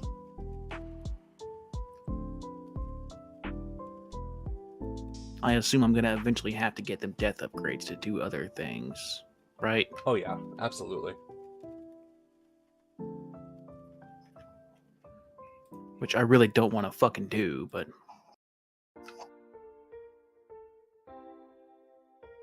I guess if I have to get off this planet, I have to go down deep. Yep. I don't wanna. Do we ever get a map, by the way?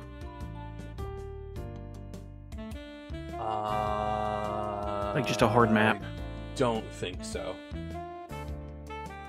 Depth So I can figure out module, perimeter defense system.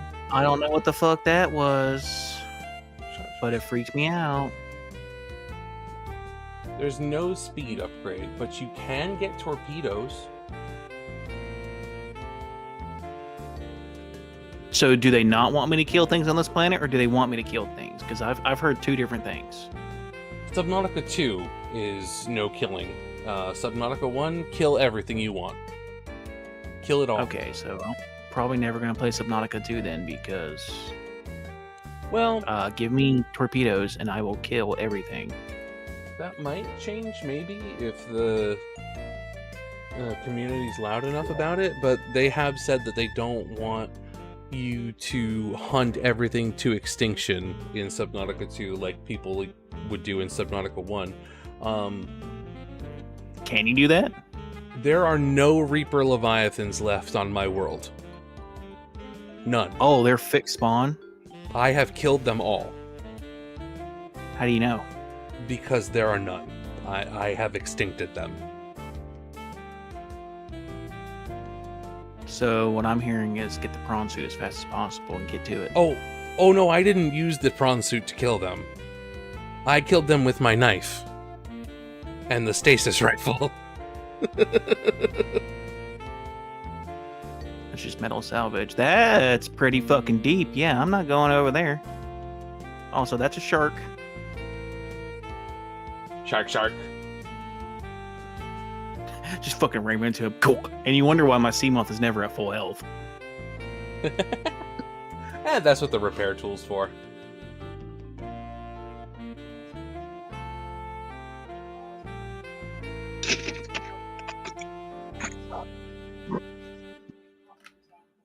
Can't you get arms for the Seamoth to grab things so you don't even have to get out? No, that's the prawn suit. Okay. Also, this is pretty cool. I'm inside the Aurora right now. I see things. There's a lot of stuff in the Aurora. Yeah, I assume there's probably going to be like a lot of blueprints I need to unlock. There are several very important ones. Is the other half the laser cutter somewhere around here? Because I assume I'm going to need that soon, aren't I?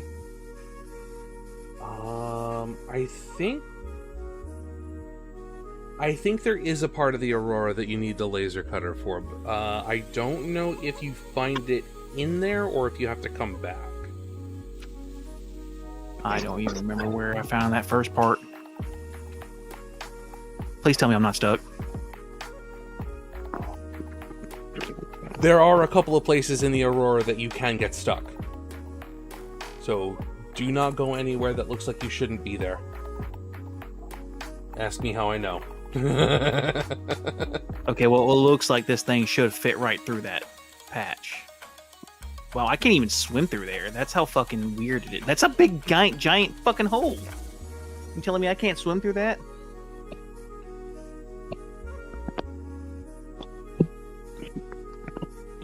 That's dumb as fuck. There's stuff up there. There's gotta be stuff up there. The Aurora one time sent me into the void. Apparently it did that to me too. Like, maybe it is the Aurora that killed me. I just turned around and it just went. I think you died to radiation. But That's probably more than what it was. The Aurora. Also, why is it shaking?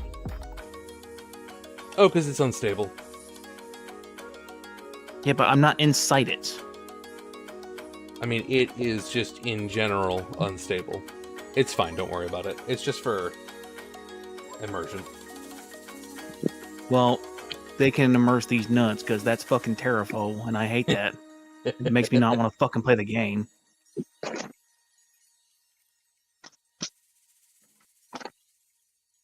It's not going to collapse on you, I promise. I don't care about it collapsing. I want the camera to stop fucking shaking because it's making me sick. Oh. Probably shouldn't go in that hole. I just want to build a Cyclops. Give me big ship. Is this your first time in the Aurora? It's my first time playing this fucking game. Like I told you, I played 6 minutes. And I don't know what version I played because as soon as I dropped in, like, it had to have been like, I know there's a free mode, right? Where like you don't have to worry about anything. Yeah, there's a sandbox mode. I think that's the mode I tried because I dropped in. And as soon as I dropped in, pitch black, there's nothing going on.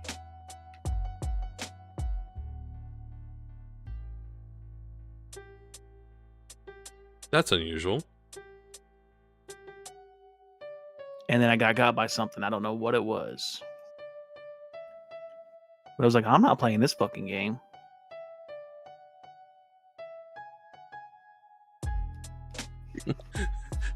Was it neon blue?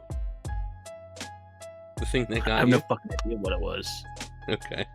I know it was dark as hell. The creature was dark as hell. Okay, yeah. I think you got eaten by a ghost leviathan. So you were in the void for some reason. I did not enjoy that 6 minutes. And now I've played like 12 hours of this game, and I still don't really care for it. Yeah, you were in, for whatever reason, what's called the ecological dead zone. Which is simply where the game ends.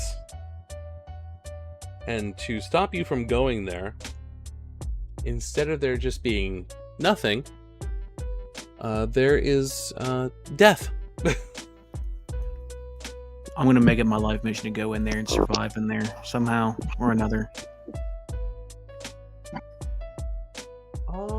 And I will kill everything in there too. See, that was loud. That was a loud roar. What was that? Oh, just a shark. That's right next to it, okay. The ecological dead zone spawns infinite leviathans. So, short answer is no. I'll just spawn infinite ammo.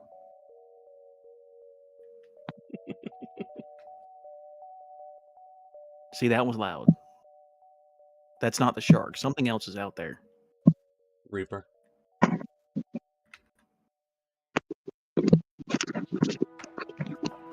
There are several Reaper Leviathans around the Aurora. Why didn't you tell me that before I came here? You don't really have to deal with 3 of them unless you go around the back.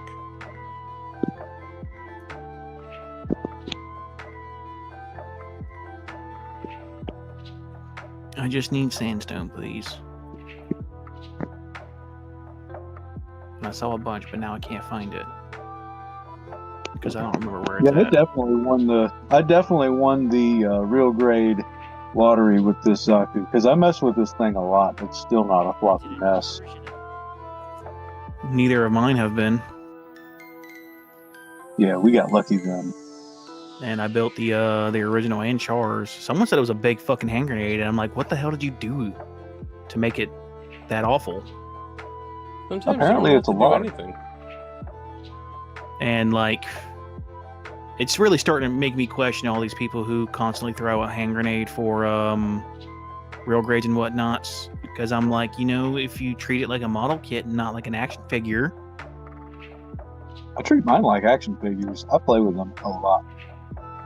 Always reposing them, always just messing with stuff constantly. If I can't mess with it a lot, I don't know. See, that's the thing. Like, I'm very willing to call my real grade Strike Freedom a hand grenade, because if I don't treat it like a Fabergé egg, it explodes. Yeah, newsflash. Real grades are delicate. No. I mean, like, this thing is made of, like, a millimeter of ice. It's just, you can't move it, you can't pick it up, you can't pose it, you can't touch it without it just shedding parts. Whereas every other kit that I have, like, even my other real grades, I can just, you know, fucking... Let me come over and touch it. Like, what I just did with Shazaku. Like, just fucking abuse it.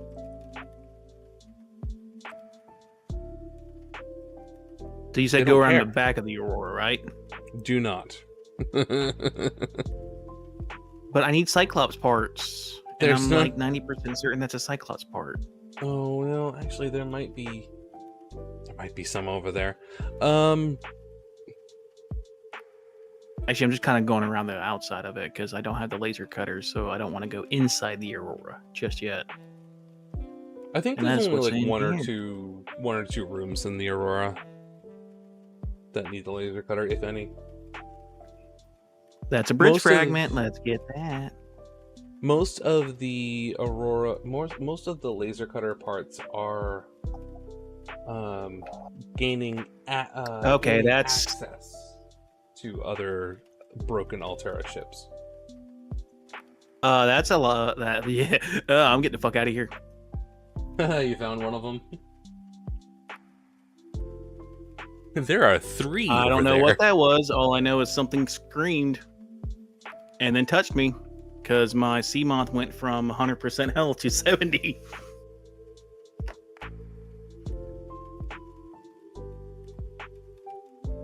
Yeah, I don't know what that was.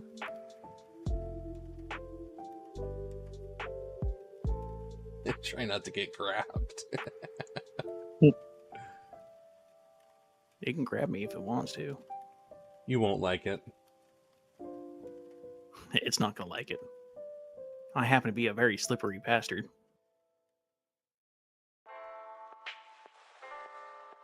Yeah, I don't know what that was. However, I should probably drink water because I'm dehydrated now. I peed in the suit.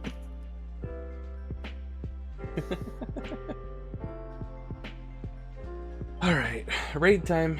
3:30 is way past my bedtime. Even on a Friday? Yeah. So, do Reapers only come out at night? No, Reapers are always out.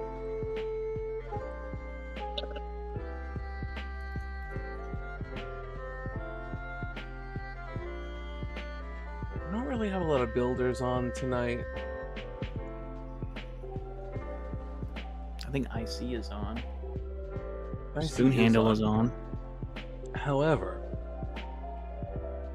it has been a hot minute since I. That's one right there. Cosmic. So. Yeah, that's a.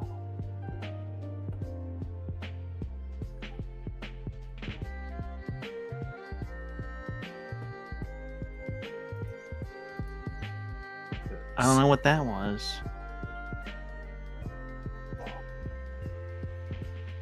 So, but we're gonna turn around and go back home.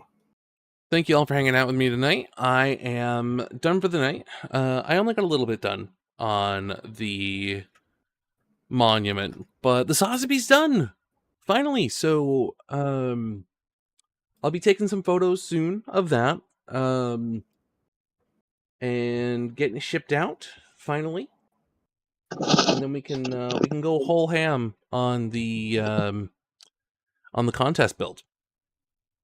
The first time in several months that I'm building something for myself that wasn't a rinky-dink little high grade or entry grade.